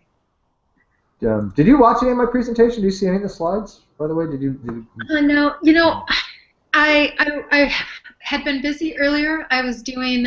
It's so funny that you said let's interview Lyrical, because I was just doing an interview on another show, and so I came in here to decompress like from that interview because I don't normally do them. Wait. First of all, somebody got to you first. Wait. I thought I was special and I was your first. Now I just got sloppy seconds. Is this how this is going to be? Hey. You know what? I'm not liking this. You know, this is my intellectual jealousy coming out, because you know. Yeah. Oh. Ooh. Yeah. I'm a sapient. Yeah, it's okay. Somebody broke you in before I got to interview you, but I didn't know I was going to be interviewing you, so this is kind of a spur of the moment. But it is fascinating. Has nothing to do with my hangout, but it's fascinating. You're so weird. Dude, I'm on my second amp. But yeah, well, what does this have to do with biochemistry? But I guess it's still. Oh shit! Do you want to hear something fucking amazing? And I kid you not, right? Check this out. If you go to Google and you type in Wikipedia, go to Wikipedia, right? And you click the first hyperlink you come to in each paragraph, right? Not the top header, but just in the paragraph itself. You click the first link you come to. Eventually, you're going to come back to the page of philosophy. I've tried this with about 5 or 6 different links. Somebody else has been trying it. Every single time it goes back to philosophy. The person who developed the program that he told me he did a crawl for this. The longest one took 3,000 tries. But eventually, if you pick any subject ever and you go to Wikipedia, you click the first link, it eventually will take you back to the philosophy page. Everything going back to philosophy. Is that cool? I guess, yeah. No, that is. I mean, I don't think it should do that. I think certain things should come to their own dead ends and not go to philosophy. But I guess it's a good starting point. Well, look, hang on. By the way, you're back east, aren't you? You're like New York time, right? No, I'm Southern California. Oh, what parts of it? What part of Southern California? Yeah, generally speaking. I mean, I'm not stopping. Riverside area. I'm south of you, about an hour. I'm you know where Menifee is? I am right by Temecula. Yeah, I'm right by Temecula. Yeah. Oh, how the hell are you my neighbor? What the hell? Wait, is that you next door? Can I hear you? Yeah. Stop it. My family lives in Winchester. Holy crap. I'm right by Hemet. Yeah. Mm-hmm. Okay. We're gonna have lunch one of these days then, because you're literally down the street from me. That's just weird. Yeah, I'll treat you to coffee. Okay. Let's see here. She's like, oh hell no. She's like, I ain't meeting anybody with this fucking community. But no, I mean literally you're not that far from me. So whenever you get bored, hit me up. We'll have coffee. I'm actually going to be in Hemet probably next week, but for other reasons. Anyways, let me see here. I want to try this. Let's give this a shot here. Let's have some fun. I thought you were back east for some reason. Weird. No, I live out here. Been living out here my whole life. Yeah, my sister taught in Anza. I'm you know where McCall is? No, I grew up in Indio. I grew up in Indio. Well, not grew up. I lived there for 20 years. I grew up in Indio. Like I was raised. Like I went to elementary school. Are you serious? Yeah. I lived in Indio for 20 years. do you know where Neil's Lounge is? I don't know. It's freaking bad, you know. I mean, I fucking lived in Indio, so I don't know. It's Neil's Lounge. It's the only country western bar in town. It's on Highway 111. Yeah, I wasn't going to bars when I was a kid, you know. Okay, let's see here. Do you know where the fairgrounds is at? Right off of Miles in Columbia. I lived on Columbia. Miles in Columbia. You know where the old Stater Brothers was at? Like right Right near Highway 111, right Yeah, there. so yeah, I was on the other side. The fire station. Yeah. I live literally on the other side. You know the fairgrounds, Arabia Fairgrounds? Right. Yeah. Of course, If I walked out of my house and hop the fence, I would be at the fairgrounds. Weird. This is freaky. Weird. Yeah. You see this, people? She's been stalking me for like, how old is she? Like, how do you, like, 24 years old? No, I'm 37. Oh, she looks like a kid. So for 37 years, see that she's been stalking me. Okay, so let's just try this real quick. I'm really curious. Like, were we like around there at the same time, or? I just moved there a year and a half ago. When did you move there? From there? Oh, I moved from there a long time ago. Well, yeah, but I lived there 20 years, so. I moved there in '93. Yeah, I moved away from there then. Yeah. Oh, you moved away in '93. Okay, so we probably wouldn't know a lot of the same people then. No, but I did live there. Yeah, no, I mean, I know exactly what Clinton is. I mean, it's literally across the street. But anyways, I want to try this. We're going to do an experiment here. Okay, so can you see Wikipedia? Yes. Okay, so give me any word, and we're going to type this in here. Catastrophe. Oh God, how do you spell catastrophe? Yeah. True. There we go. How about this catastrophic? Okay. It's catastrophic. Yeah, which goes catastrophic. All right. All right. So we're going to click the first link that comes up, right? Okay. Okay. So let's play this disaster. Okay. So you keep on going, and the next link is going to be managed risk. Okay. This is going to be very boring or highly enlightening. So risk, physical health, metabolic, Greek. Actually, no. I think you skip. I think you're supposed to skip this. So in the main portion itself. So life. Life. Does that one count? Okay. Yeah, physical entities, physics. Oh God, we're already at physics. Yeah, natural science. Oh crap. Science. Their knowledge. Awareness. Awareness. Consciousness. Quantity. Look, I know we're already there. Oh, wait. Whoa, look at that. Yay! Well, that happened a lot faster than I thought. Okay.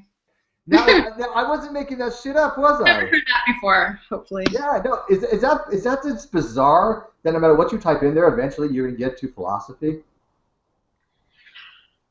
That's freaking weird. When somebody told me that, I was like, no, I don't care. I'll test it out. It just seems like it just shows the ineptitude of Wikipedia and how it's like very fragilely designed. Or just like, for example, everything goes down to philosophy. I don't know. I mean, I don't have an explanation for it. So if anybody has an explanation, I don't know. Is that design? The very first thing, maybe it's just part of the system that helps kind of regulate it. Like the very first thing that pops up there comes down to a certain, maybe like philosophy is considered like a very fundamental branch of knowledge. Yeah, or I mean, the real question is it intelligent design or not? Oh God, seriously? What? You know what? I was gonna bitch at you earlier, but I didn't want to. By the way, you're gonna so hate me in real life if we ever have coffee. I swear to God, we're gonna be like best friends. Or you're gonna end up hating my ass forever. But it's like, what the hell? Why are you picking on these people? You know better than that. They don't know any better. They're so goddamn. I like, you know what? I do like picking on certain people, but only because I think they put themselves out there to be deserving of the ridicule. Arcane Logos and these guys. But I try to be fair. If you watch my last two presentations, when I did my Fruit on the Ground Creationist Part 1, that guy deserved ridicule, Antonio. But the second one, Faith, I don't think she deserved ridicule because I think she was just in error, and that's a difference between somebody who's just like being so damn stupid like Arcane Logos, and somebody who just, thinks this stuff may be true, but when you actually talk to them, they're not being too disingenuous. I mean, I think you have to have some level of dishonesty to be a creationist, but I give them the benefit of the doubt until they give me a reason not to. Mm-hmm. Okay. Well, I don't know. I just Yeah, okay. I appreciate your candor and the amount of enthusiasm that you're bringing toward the argument. I just, you must be new to it because you have so much enthusiasm. Wait, I mean, wait, toward what argument?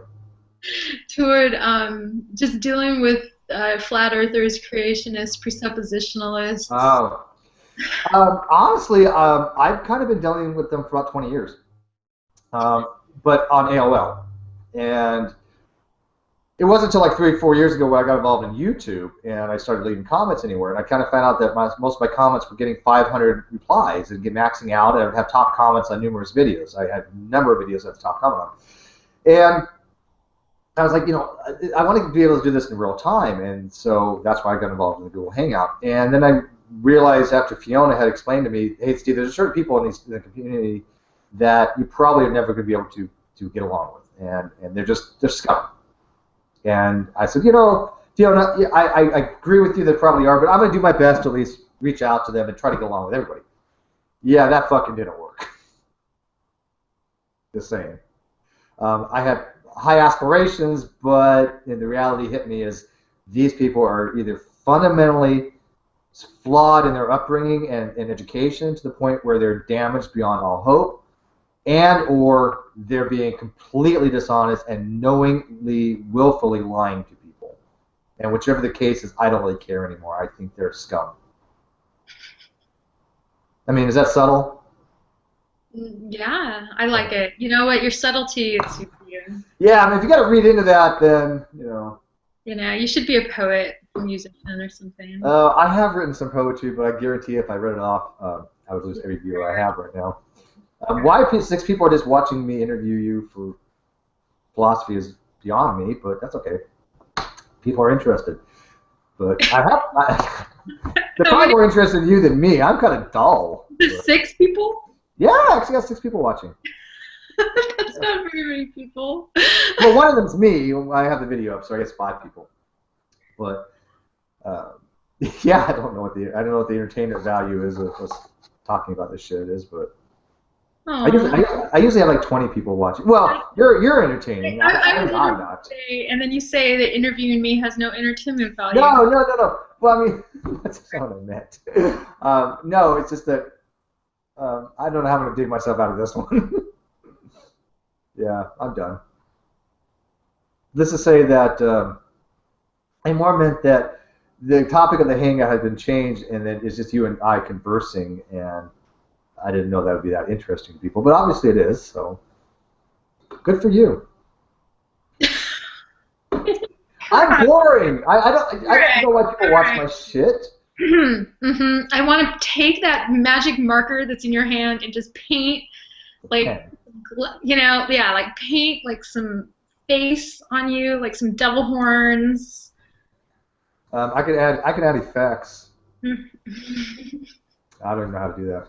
No, I want the magic marker. So what else? Okay, so let me think where we can go into. You've talked about philosophy. I've learned a little about your epistemology. You obviously did precept, and I mean the Psi 10 version sucks ass, right? Right. And so have you engaged with people on their presuppositionalist arguments? I have. And, I used to engage with oh gosh, how many people? Like I'm trying to think of the really big presuppers back in. Darwin's Deity, Matt Slick. Not recently. It was more like Matthew 4:19 and I remember. And Bible thumping wingnut. Oh, you actually talked to Bible thumping wingnut on that, Tim? Yeah, I used to talk to them a lot about it. And there was, let's see, there was a couple other ones that joined in there, but that was, that was the main gist of it, and I did get the main gist of it from them, and it was really quite astounding, actually. Well, do you think that when they're running this precept, do you think in the back of their mind they're thinking, yeah, we really know this is just shit argument, but we're just going to try to think or try to assume that the person we're running it against is too dumb to do it. Well, I wouldn't even say too dumb. This is not educated enough to know how to defeat these types of arguments because at first it is hard. It's not easy. It's not intuitive to how to counter these things. I would really sincerely hope so. I mean, I really, really would hope that at some point that does just fly past their brain, you know, but it doesn't really go with their whole MO, which is just that they're getting some kind of, you know, divine conduit, some hotline. Yeah, they think that I think that they're presupposing God exists somehow gives them the ability to have absolute knowledge, when it's just another assertion. Matter of fact, presuppositionalism is not an argument; it is an assertion. That is it. It doesn't argue anything. It just basically is a way to see if the other person's quote-unquote worldview or position is coherent. And it's very disingenuous how it does it, because as you know, one of the biggest things they equivocate is the word knowledge, right? Oh, right. Yeah. Where do you get your knowledge from? And then, you know, where's the basis of your knowledge and all of these different types of arguments, or however they phrase it, it's basically if it doesn't come from God, then it's not true knowledge. If it's not all knowledge, if we don't have knowledge of everything, then we have, you know, we don't have knowledge of anything. Yeah, which is so absurd. To rule it against, yes. Oh, so you're saying that you have knowledge of everything? No, that's not what they're saying. They say that no. No, I know. Yeah. I was being lib. I'm not. Yeah, I won't. You know, what's the word? Straw man their position. They believe that they know somebody that has knowledge, all knowledge. Well, actually, they don't even make it that clear. You guys have actually elaborated that point to make it easier for them. When I was arguing it, they didn't have, that point was not clear to them. And so what they would say is that since they know God and they have divine contact with God, that they can tell you that they have knowledge about everything, because they have contact with God, and God has knowledge about everything. That's just as bad as Psi 10 going, well, God has revealed it to me in a way that I can know with certainty. No, God has not done that to you, Psi. Shut up. Yeah. But what drives me nuts, because what they'll do is this, and God, it kills me when they do this. Remember this? I'm gonna do. By the way, I'm a lousy artist. I'm not. That's too bad. This.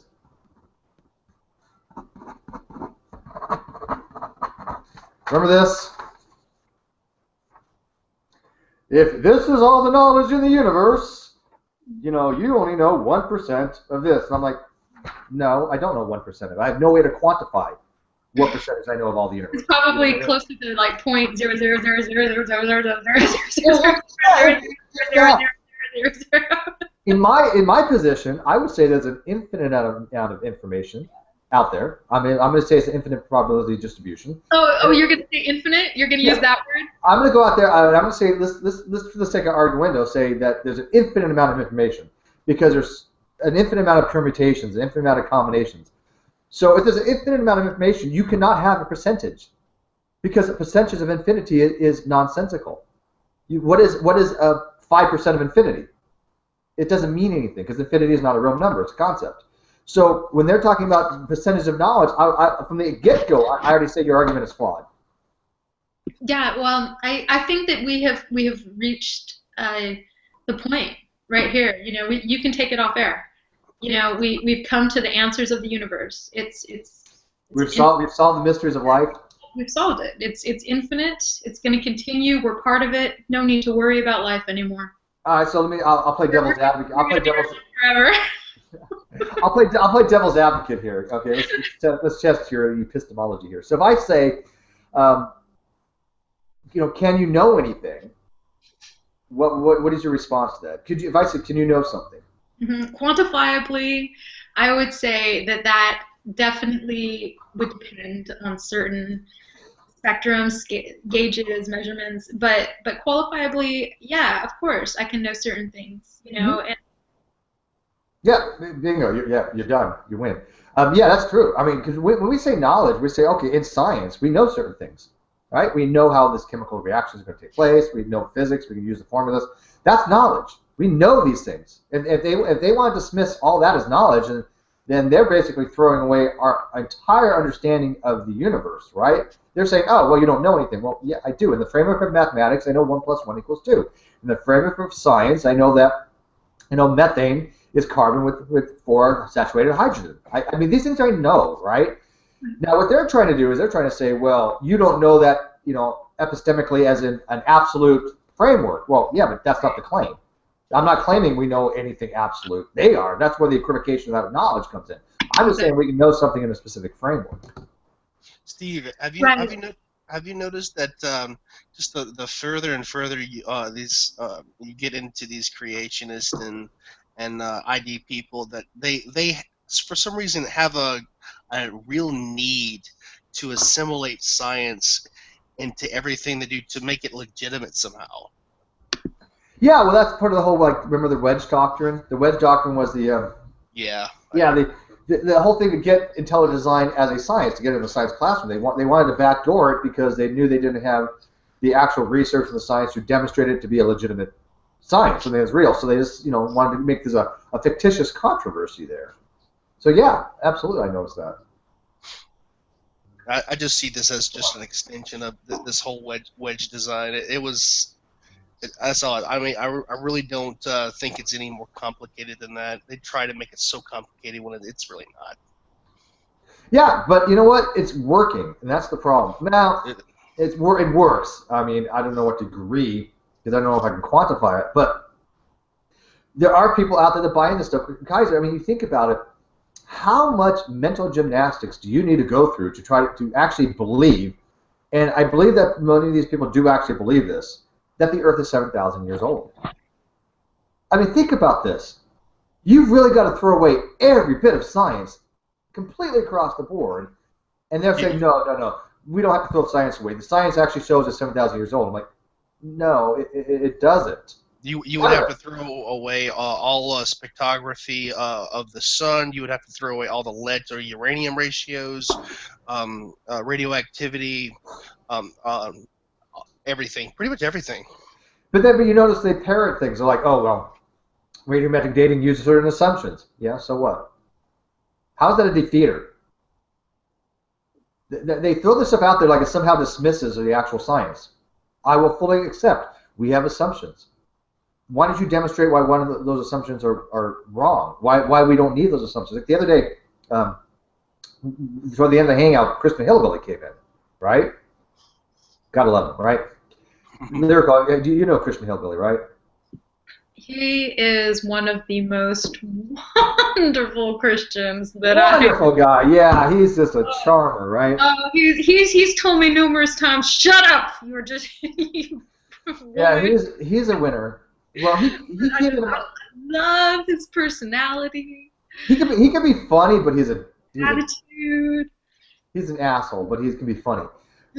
But he came in the end of the hangout, and we started just real quickly talk about science, and his understanding of science is so flawed, and that's why he said, well, I understand science. And I said, well, did you learn something the last time since we talked? Because you have no understanding of observable science.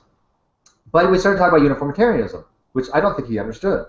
Because let me ask you, Lyrical, if I asked you the question like I asked him, and he wasn't able to answer this question, he runs his completely divergent topic. But if I say, Lyrical, if you don't want to assume uniformitarianism, then how do we have predictive modeling? How do we have a model that says, if it works this way now, we're observing it, how do we know that it's going to work in the future, and how do we know that it worked in the past?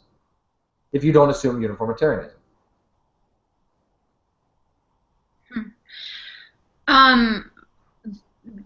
I would say that assuming uniformitarian, well, I mean, obviously what I think doesn't really matter, but still. That's true. Nobody cares what you think. Okay. I told you, you're going to fucking hate me one of these days, I'm telling you. I think that we're upon the sunset. Like I said, people either like really hate me or just really love me, so it's hit or miss. But usually when I'm antagonistic like I am toward people like you, it's because I think very highly of them, and they usually end up hating me for that. So.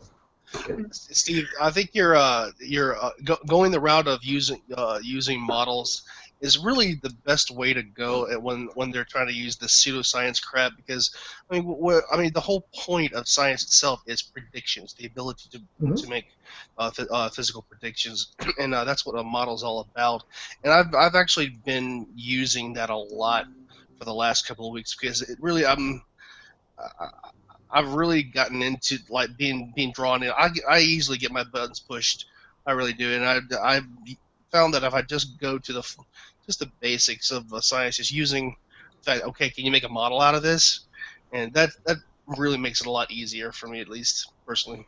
Yeah, well, that's a question they can't answer, though. I mean, again, I would challenge anybody, if you want to say that uniformitarianism is just an assumption, and we can't demonstrate it, well, yeah, that's what an assumption is, then how do you have predictive modeling without that assumption? You can't, because what you're basically positing is that I may have a model that works right now. Let's say law of gravity, right? So gravitational theory, which is a model that incorporates law of gravity. Force equals g m1 m2 divided by r squared. I can watch it now, right? But without uniformitarianism, I don't know if it's going to work tomorrow.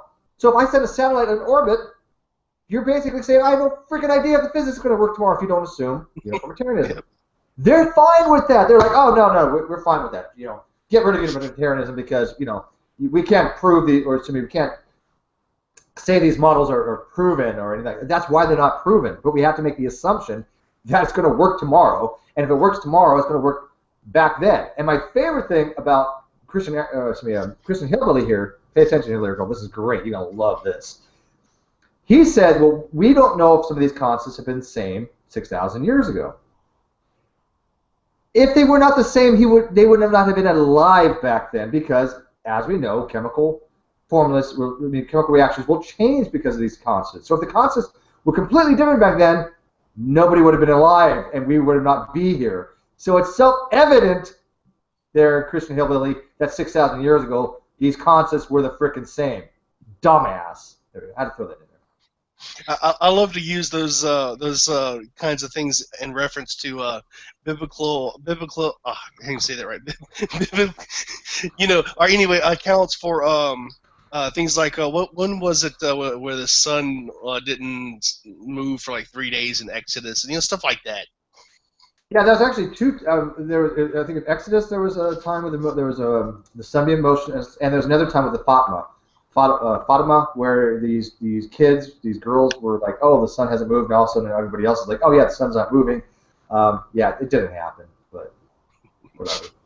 You Salsa, you suck. What's up, man? You very rarely come into my hangouts. In fact, I don't know if you ever have. I think once, a long time ago. You usually just chill in comments and make fun of people. You Salsa is like he's a formidable troll in the community. Thus his icon. Kind of gives it away, right? Yeah, a little bit. Yeah, he might be a good troll, but his subtleties work.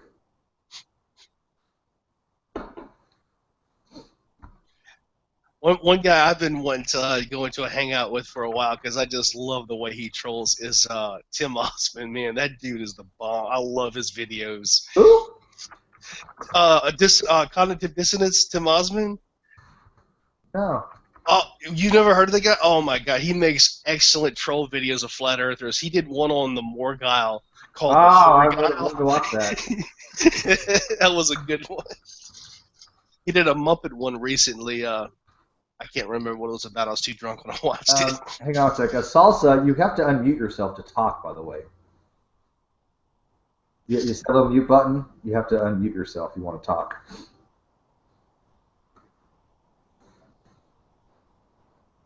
Yes, you are new with this. I've already broadcasted, so you can unmute. I can't. Oh, you know what? I can unmute you. I will override you and unmute you because you can't figure it out. I think I can. Nope. Are you sure you have a mic, dude? Wolf has returned. I can't unmute you, buddy. Weird. Yeah, I don't know what's up with your system, but I can't unmute you. Hey, Wolf's back. Lyrical and I were just on the side there discussing, the safety things. If we ever go out and have coffee, that we have to have a safety protocols in place to make sure that nobody gets hurt, or innocent bystanders get injured. Are we going to videotape it if we go out and have? Yeah. Why not? We should videotape. We'll take some pictures, post it all over our Google Plus, and I've got Sugar coming down one of these days, and I'm actually gonna hook up with Seth, I think, and go to a Trump rally, and to pick up Joe because Joe's in Long Beach. And Deidre, the Holy Spackle, is just south of us. So yeah. Steve, hopefully you're not going as a protester. Hopefully. No, he is. I'm supporting. So he hates Trump. I think Trump is going to be awesome if he gets to be president. But we can discuss that another hangout. But he's such a wild card that I'm like, fuck it anymore. I don't like any of them. Just get in the office and just make it enjoyable, okay? So. Cause I cut the brakes. Wild card, bitches. Yeah, he has a wild card. No, but think about it, Lyrical. We can do the circuit. When she comes down, Jade's down here too, by the way. She's not that far. So we could get Sugar, Jade, Deidre, Joe, Seth. Who else is in Southern California? That's still a party. Yeah, I am, but I don't know about no Trump rally. Oh, shut up, man. We ain't talking politics. Hey, Wolf, do you know that I just found out that Lyrical lives like pretty much 15 minutes from me. Isn't that weird? I had no idea. Yeah, me neither. I mean, California is a big state, though. Yeah, what's the odds, though? Granted, there's a lot of people in the community, but literally like 15 minutes away. Oh, I am so buzzed right now. This is good.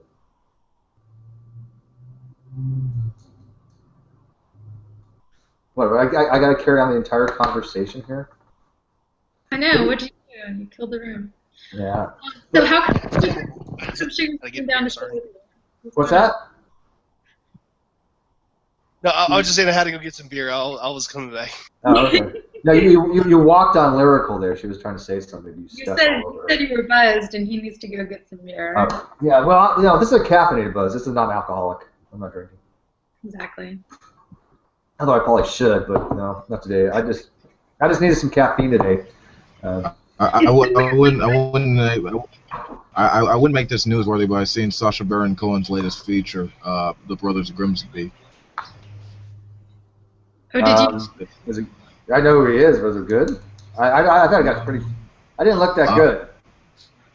Okay, basically, he kind of outdoes himself. If seeing Precious's vagina, doesn't get you. There's a scene.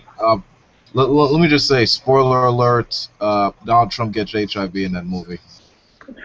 Okay. Good to know.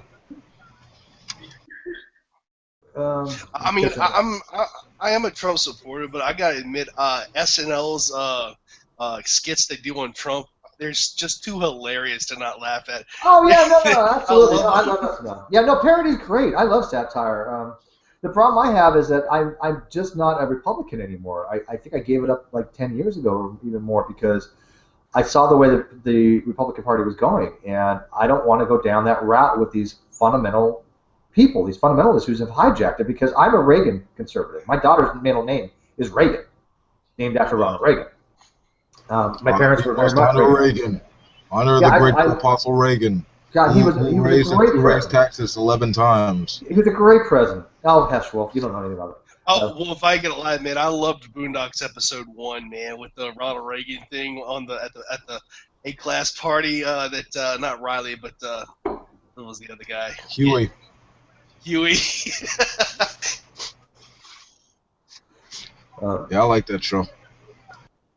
No, but I was saying that I'm more old school when it comes to Republicans. So I think I would be a libertarian now. So. Did you? There's nothing wrong with there's nothing wrong with atheist libertarians. Look at Penn Jillette. Yeah, no, he would be a really good example of an atheistic libertarian. But me, I'm not atheist because I go by the original meaning of the word atheist, the philosophical, the Ozymandias position that atheism is a lack of belief. Or excuse me, not a lack of belief, but it's actually an assertion God doesn't exist. I don't go for atheism. Well, you're more non-theistic, so yeah. Not theistic, yeah. I think that would probably be a better way to go. But since I'm agnostic and I'm an apatheist, I don't care. I think it's just a bunch of crap. I understand people like to talk about these things, and I think they're fun to talk about. But the reality is, nobody's ever going to convince anybody of these arguments because there is no argument to prove or disprove God either way. No matter what anybody says, these arguments do not prove or disprove anything, because if they did, we wouldn't be doing this shit for 2,000 fucking years, right? Agreed. I mean, I guess I would consider myself an agnostic. More, I mean, no one wants to be alone. I mean, that's the whole concept of somebody just feeling alone. I don't. But at the same time, you know, when you get old enough, I guess things change. I guess you stack enough information on top of, you know, when I was 15 years old, I mean, there was no way I could make such a decision. I don't think I could in an informed rate, at least. I really did until I was like 17, and that's when I got baptized. Matter of fact, Lyrical and I have actually a similar religious background as well. It's weird. She might be my lost sister. I'm thinking that she might be. Is it possible? Could you weird me out any more about you than you already have? now I'm your long lost sister. I'm from Arkansas, so incest is fine with me. How in the hell did you lose all of that accent? You like have no, I'm kidding, man. I'm not. I'm fucking from California, man. Holy shit. I was born in Hollywood, dude. I was like, there's no fucking way. Oh my god. That was sorry. That was more perverted than it was supposed to be. Sorry. Yeah, you. She's like, oh hell no, we're not ever having coffee. But anyways, though, we do have a very similar religious background. I watched one of her videos and I thought to myself, shit, you know, I know where she's coming from on this. Your video on the social aspect of religion. And you were right. You were spot on. You made some very good points in that video. And you only had like 4 people watch it. It's a shame. Go to Lyrical's new channel and then watch that video. It's very telling why people stay in certain religions, because of the social aspect of it. Thank you. Will do. Definitely will do. It's not that long. It's like, what, 10 minutes? No, it's only like, it's like 5 minutes. Yeah, it's a really short video, but she hits on a lot of valid points, and I think that's worth discussing. Because I see that a lot of times, too. There's a lot of camaraderie with theology, and when these young earth creationists get together, it is a feeding frenzy. It is like these people, you know, rely on other people's testimonies to say, yeah, the earth is only 7,000 years old. Well, yeah, of course, you know, somebody else believes it too, so I can't be wrong. Well, yeah, you can be, because I really would love people to come onto my channel and talk about that, but I've reached the ends of my ropes because there's nobody else around that wants to come in and defend the young earth creation position. I've literally like ran through them all. Sucks. But there's nothing else to do here. You got all these stragglers. I've literally reached the end of the internet. I really feel you on that. When you've watched the same porn video 5 times, you have reached the end. Wow, that is wonderfully illustrated. So bad, right? Yeah, you're like, I know what happens. I know, I've seen this. You know, but I don't get it. They all kind of end the same way. It's like, get some originality, you know? There's a lot of confidence coming off this guy. Damn. Well, it's true. Okay, come on, think about it. They're pretty predictable. It's like for example, ever watch a Mexican soap opera? You have like, they all have this. Yeah, it's kind of the same thing. Like on Telemundo, they're like, she's like Carlos, and Carlos like Maria, and they're like Maria y Carlos. And there's like, Juan walks in, Juan's like, Maria y Carlos? Love triangle. Yeah, you know, and somebody else walks in, they're like, Maria y Carlos y Juan? Yeah? I swear to God, I all like that. Every single one of them. Hey, Juan y Carlos, no! Oh my God.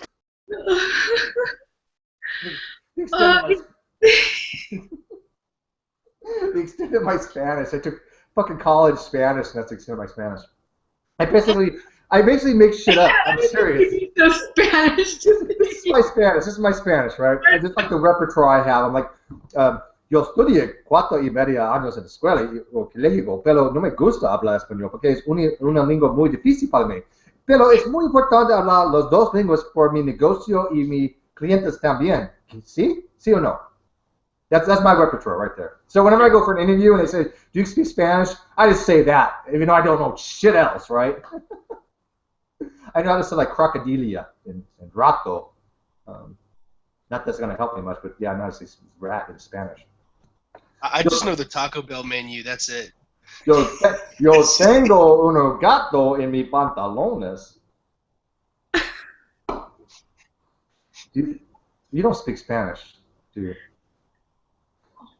Lyrical, do you speak Spanish? No, not at all. I don't know a word. Keep talking. Are you functionally illiterate in English as well? No, I'm just kidding. No, you do. Oh, you do know Spanish. No, you do. I know nothing about the language. Are you sure? Of the Spaniards. ¿Por qué? I don't know anything.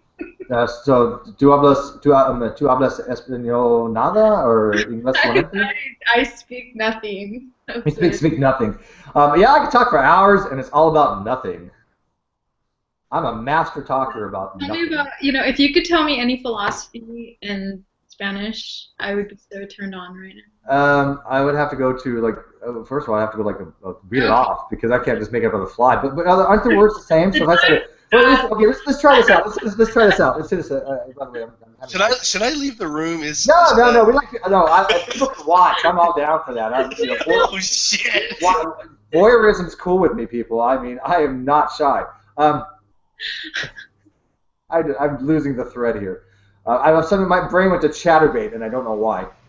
It's because he wanted to take control, and I said no. I'm gonna dominate this conversation. I'm gonna be submissive here. A lot of Freudian slips are going on in this conversation. I told you. I'm trying to think how to do these philosophical terms in Spanish. So, like for example, epistemology would be epistemology. No, that's French. How do you? Yeah. Oh, you're epistemology. Epistemological. No, that doesn't make any sense. How about an easier word? Okay. Ontologia, because you should ask Donald Trump. I heard he got wonderful Spanish speakers working for him. They're not legal, of course. At least, I don't think.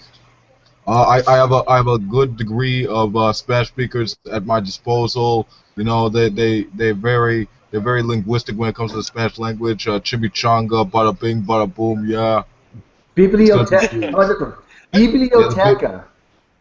Anybody? Biblioteca? Did you guys take Spanish at least in high school? No. Biblioteca is library. Library. Yes. Library. And so a book would be what's it? Biblio is a book. Bibliografia, writing, handwriting. Is that right? Is that right? I don't even remember. La Pudra Madre. Don't ask me how I know that. Su madre, su pelo y festa mucho también pinto que algún vato. All of the Spanish I know. Bessie mi culo. All of the Spanish that you know, I know, but shut up. All the Spanish I know is either from Taco Bell or watching the Jesus in the Big Lebowski. That's it. No, she's like, I said Bessie mi culo, and she's like, oh, I've seen that in a video. Not good stuff. It still ended the same way, too.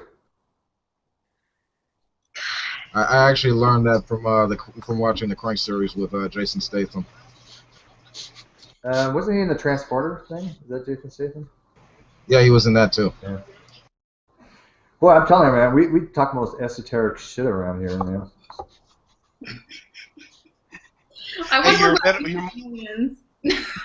Yeah, I don't know how we went from biochemistry to freaking this, but whatever. It's all good. Hey, it's a hell of a lot better than Sty's Hangout, man. That dude wanted to bite my head off just for changing my mic settings. I was like readjusting my mic. It's like, you make that sound again, I'll fucking bump you. I'm like, well, fuck you, I'll leave anyway. This is a Sty Hangout. You fucking cunt! You cunts! You cunts! You fucking cunts! You cunts! That's like the entire Sty Hangout. He got fixated on Xbox. I believe it was yesterday, and it was so bad that he just. I mean, I'm trying to live out of the chat, and I think he got just pissed off that I was trying to insert some just some interesting stuff, and he just wanted to talk and talk about Xbox over and over again. It's like, I'm gonna kill Xbox, I'm gonna kill Xbox. I was like, he just clarification. Are we talking about the actual console, or are we talking about Xbox Fiend? Xbox Fiend, yeah. Okay. But yeah, he had some kind of fixation on him, and then Daryl came in, and he's trying to like amp up Daryl to be his proxy or something. To go into a debate with Xbox, and just totally ruined the mood of the chat. And I'm trying my best in every way possible to, just make the chat more, just enjoy the show and have fun. And he just shot everything I was trying to. So I mean, not to get into it much, but I mean, I knew you kind of had some misunderstandings of how some Hangouts flow, but it seems like over the last couple of months you've actually really gotten the hang of Google Hangouts and how the chats go and how the flow goes. Because remember you kind of had an issue with that before, but I think you've come along. I think you've come a long way. I'm giving you huge props. You've learned very quickly how just a Google Hangout flows. I'm impressed. Props. Cool. Because some people don't. I mean, hell, Nephilim Flea has been here 6, 7, 8, 9 years and still doesn't fucking understand a two-way interrogatory. So. Jesus. Yeah, he's just stuck on stupid one-way. I don't think I would. If I ever just coincidentally just hang out with him. Interrogatory. What'd I say? Interlocutory. Sorry, what'd I say? I made up words. Yeah, I meant interlocutory. Yeah, no, I am so caffeinated right now. You don't have no idea. I'll just make up a bunch of shit and see if Larry catches on. I'm testing you, Larry. Let me see. Kaiser Cube? Kaiser Cube. Okay. Oh, look, the story. There's a nice little story behind my name. I'll tell you about it sometime else, some other time. He used to be called Kaiser Squared, but then he found a new dimension. Oh, I wish. I wish it were that simple. He's a whole new man. Yeah. And actually, before that, it was just Kaiser, but people said he was one-sided. So. Yeah. Some might.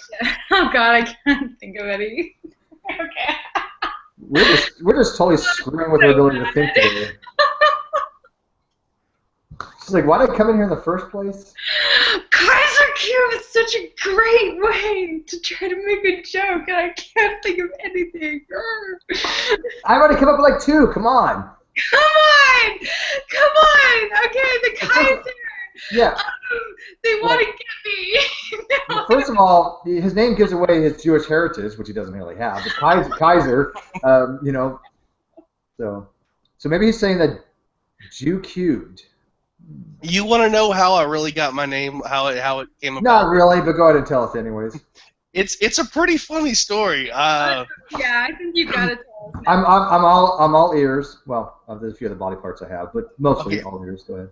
Before I do, I'm going to post this pic on the side. I was just wondering if you've ever had this energy, since you're into AMP energy drinks. I was wondering if you've ever had this stuff before.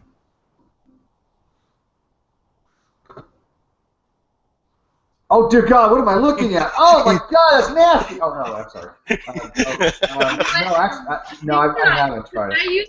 I used to work at a gym, and I think we actually used to serve that. Is one of the drinks at our gym. That shit should not be legal. I mean, when I say this stuff is like legal cocaine, you could literally have a heart attack off this shit. There's a lot of things that are like that, though. Yeah. There are dietary supplements that are like that. You ever have Four Loko? Oh, yeah. Plenty of times. That shit will... Oh, my God. I knew this girl one time that she could drink just about anything, and she'd be fine. And she actually was living with me for a little while, but you give her 2 Four Loko, or Four Loko. 2 of them? Yeah, 2 of them, and basically she was just fun. Dysfunctionally fine. She was dysfunctionally fun. Yeah, so it's like you know, it's like, hey Taylor, do you want one? Do you want one? You know, she'd be like dancing around naked everywhere, and be like, yeah, want another one? Well, the way Really I got exaggerating. She just, for some reason, she'd have Full Loco, and all the clothes come up, and she wants to dance to techno, and I'm just sitting there going on my computer. Hey, how's it going over there? Yeah. Hey, hello, we're going to a party. Is Taylor there? Yeah. Oh, yeah, we're going. Dude, she was fine. Let me tell you. What did it have? Ecstasy? No, Four Loko is just like an alcoholic beverage with caffeine in it. It's caffeinated alcohol, and it's potent shit. I mean, one of them will knock you on your ass. She would drink 2. I believe they took the caffeine out. Was it? That was a couple of years back. They had a FDA thing where they finally took the caffeine out. Really? Oh, that was, Yeah, that's what made it awesome. Yeah, it's been like that for a while. Yeah. Yeah, she literally, I'm not even lying. She would just, for some reason, want to go buck naked and just dance in the living room. Who am I to stop somebody from having fun, right? Nope, ain't gonna happen. They're gonna have their fun.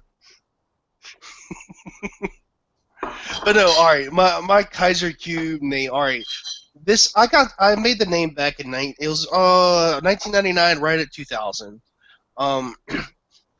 I wanted to, back then I was a part of a high profile Star Wars gaming clan. Like we would do online Star Wars games, and my name was Hypercube. You know, like Tesseract, Hypercube. I was always loving the math and stuff, and it was at that time I wanted to get a real domain name server. I wanted at least a domain name server, and even back then Hypercube was already taken, and that really bummed me out. Back then I was also in, well, I still am. I don't think I'll ever grow out of it. I was also into anime, and at that time, Showtime. I had Dish Network, and Showtime had just premiered on their in primetime the dubbed anime movie Gao Kaiser. I don't know if you ever heard of it, but it's very provocative. Lots of TNA, wonderful anime, lots of action, lots of TNA, and I was after this is like 2 weeks after I found out I couldn't get hypercube.com, and I was really just bummed out, and I was really drunk that night, and I was like, holy crap, I'm watching Gao Kaiser, and I'm like thinking Kaiser Cube, and on top of that I misspell it. I'm so drunk I don't even spell it right, but the thing, I guess the misspell just made it a lot easier to get the domain name. So I spelled it Kyzer instead of K. Was it Kaiser, I believe? But I misspelled it. It was really a drunk whim. Do you know what? You want to hear the story behind how I got my name? It's your real name? Yeah, my parents had sex. Knew it. Well, it's funny. I kept calling lyrical onion for some reason. Lyrical Orion. She's always going to be a lyrical onion to me. I don't know why. She has many layers. Just me. Am I no comeback on that lyrical? Are you saying she's Shrek or something, or? No, Sorry, she's multi-layered. You got to peel back the layers. Lyrical onion. You're calling me lyrical onion. Yeah, I think that's better than lyrical Orion. Yeah. Somebody actually came up with that before you. Oh, God, it's so complicated. We got layers. Well, I may not be the creator of it, but I'm promoting the changeover. I think a lyrical onion sounds better, because people are like, what the fuck is lyrical onion? But your music is multi-layered, right? You're singing. You put it that way. I don't know. That's kind of mean. I don't like that. But what does it mean? That's good. I'm not saying it makes people cry, like onions do. I'm mean, but I'm not that mean. I'm not gonna diss you just like that. I don't know. I think you secretly have a little bit of a dark side to you. Oh, that's no secret. Yeah. Yeah, it's well hidden, but I mean, no, I don't know. I really don't have much of a dark side. I mean, shit. I'm in the middle of bumfuck Egypt over here in Sun City. That's I get out maybe once every couple of months to go hang out with a friend that I know, and other than that, that's my entire dark side. It's just I really know. I have no major secrets. If I did, I'd tell them. If you want to call me Lyrical Onion, no, I don't like it, but you can do it. Like, I won't be offended by it. No, I wouldn't call you something you don't like. My name is my YouTube name is not appealing to some people. You can just call me Heather. You know, appealing. Well, I mean, I couldn't help it. I would call you Heather if that's actually your name. Yeah, that's my name. Okay, then yeah, Heather makes sense. But I'm not gonna dox you. But you just dox yourself. Your name's Heather. So I didn't know that. So. Yeah. I remember the first time I doxed myself with Sty. I think was the first or second hangout I was with him, where he was just like, he thought I was somebody else, and I was trying to convince him I wasn't the person he thought I was. And I was like, dude, it's like, he's like, yeah, your name is like Alex or some, I can't remember. I was like, no, man, my name's Chad. What the hell are you talking about? But yeah, ever since then I was like, hey, my name's Chad. So what the fuck, what? You know? Yeah, nope, Steve's my real name. I mean, yeah, I mean, I can. Well, I've already proved it before, but that's me. Oh yeah, you had all your certification papers. That was pretty cool. That was cool. That really was. They're already filed, but I mean, I was working on my resume though. So I might have a copy of my resume. Not that you're gonna be able to read it, but what the hell is my? Oh my God! I need to get more organized, people. I'm telling you. Here, you won't be able to really read this. So I'm not going to show my address, but yeah.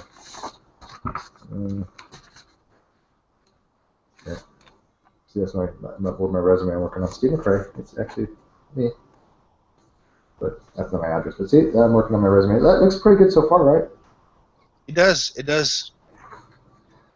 Do you try to keep it one paper, or you have two? No, I have two because I've worked for a long time, obviously, so I wanted to include my education, which would be like Naval Nuclear Power School and Knowles Power Labs, and then all the awards I've gotten, which every one of these I is absolute fact. Right. I was President's Club and MVP, and I'm a VFW, because I have the Armed Services Expeditionary Medal. Oh, where did she go? Lyrical, where'd she go? Damn it, Wolf! Are you scaring people off? She jumped ship on us. I haven't said shit in 5 minutes. Oh, she'll be back. They always come back. They always say they're gonna leave, but they never do. Honestly, do you think a cover letter is important? Yeah, I mean, if especially online, you should always put a cover letter. I think. But I mean, I'm more to talk. I'm having a hell of a time getting a job down here. It's fucking ridiculous. I don't know what's going on. I don't know, overqualified, but every place I put in, they're like, thank you very much, but. And I'm like, what the fuck? I even had a great interview like a week and a half ago. The guy's like, yeah, I'm going to get a hold of you. Haven't heard from him. And I'm actually trying to get a part-time job just for supplemental. I just financed my first vehicle ever in my life, which I thought I would never do.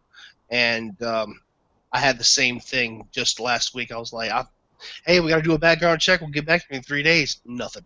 Yeah, and there's nothing in my background. I mean, I've had jobs all my life, so I don't know what the hell a background check would do. But I mean, she said, you'll be in touch in 3 days. But he said, I need to get a hold of you, and I've already given it another week. So I'm like, okay, they finally went with something else. But why didn't he at least follow up and say, let me know, because he had said he was going to contact me. So I don't know what's going on. Something's not right, though. Lyrical left, and all the viewers left. Not that I care.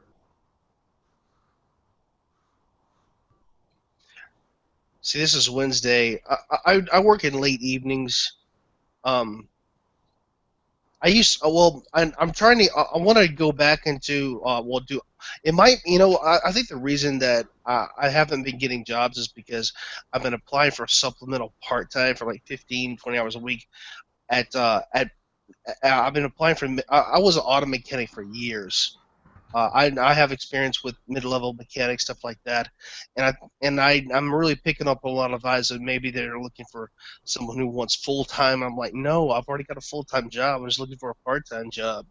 I'm looking for either.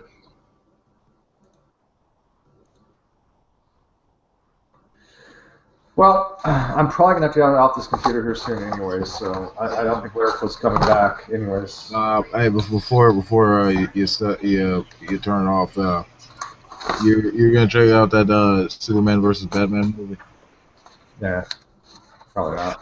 I can't stand Ben Affleck pissed the fuck off of me, man. With that interview, with that Muslim interview. I mean, that alone just made. Oh my goodness, I'm not kidding, watching right? shit anymore. Yeah, I'm just not gonna watch shit anymore. Yeah, I didn't agree with anything he was saying in that interview. I think he doesn't have a full understanding of what was being said to him. Yeah, I mean, he's not aware of like the nuances and stuff like this that goes in like you know, when it comes to politics, you just stick to the acting. But other than that, I mean, the only reason I mention it is because I can tell, you know, it's almost like foresight that the vigilant Christian is going to make this into a religion thing. Because the whole science versus otherworldly forces and all that shit, Superman being from space and all that. You know, the Vigilant Christian is insane. I mean, no, who the hell would take Vigilant Christian serious about anything? It's just for shits and giggles. Yeah, I mean, these guys will create all kinds of stupid freaking videos just because they want to. I don't even know if they really believe any of this stuff. I think they just do it for lulz. But Vigilant Christian, I don't know well enough. I've never engaged with him to know if he's actually a Poe or if he actually really does believe this shit. It looks like he actually does believe it. So. I mean, Alex Jones, not too long ago, talked about like atheists are building a giant Lucifer robot, not robot, giant Lucifer computer. How do people actually buy into any of this bullshit, man? I don't get it. Well, that marijuana is a hell of a drug, and when you mix it with the cocaine, you know, it gets.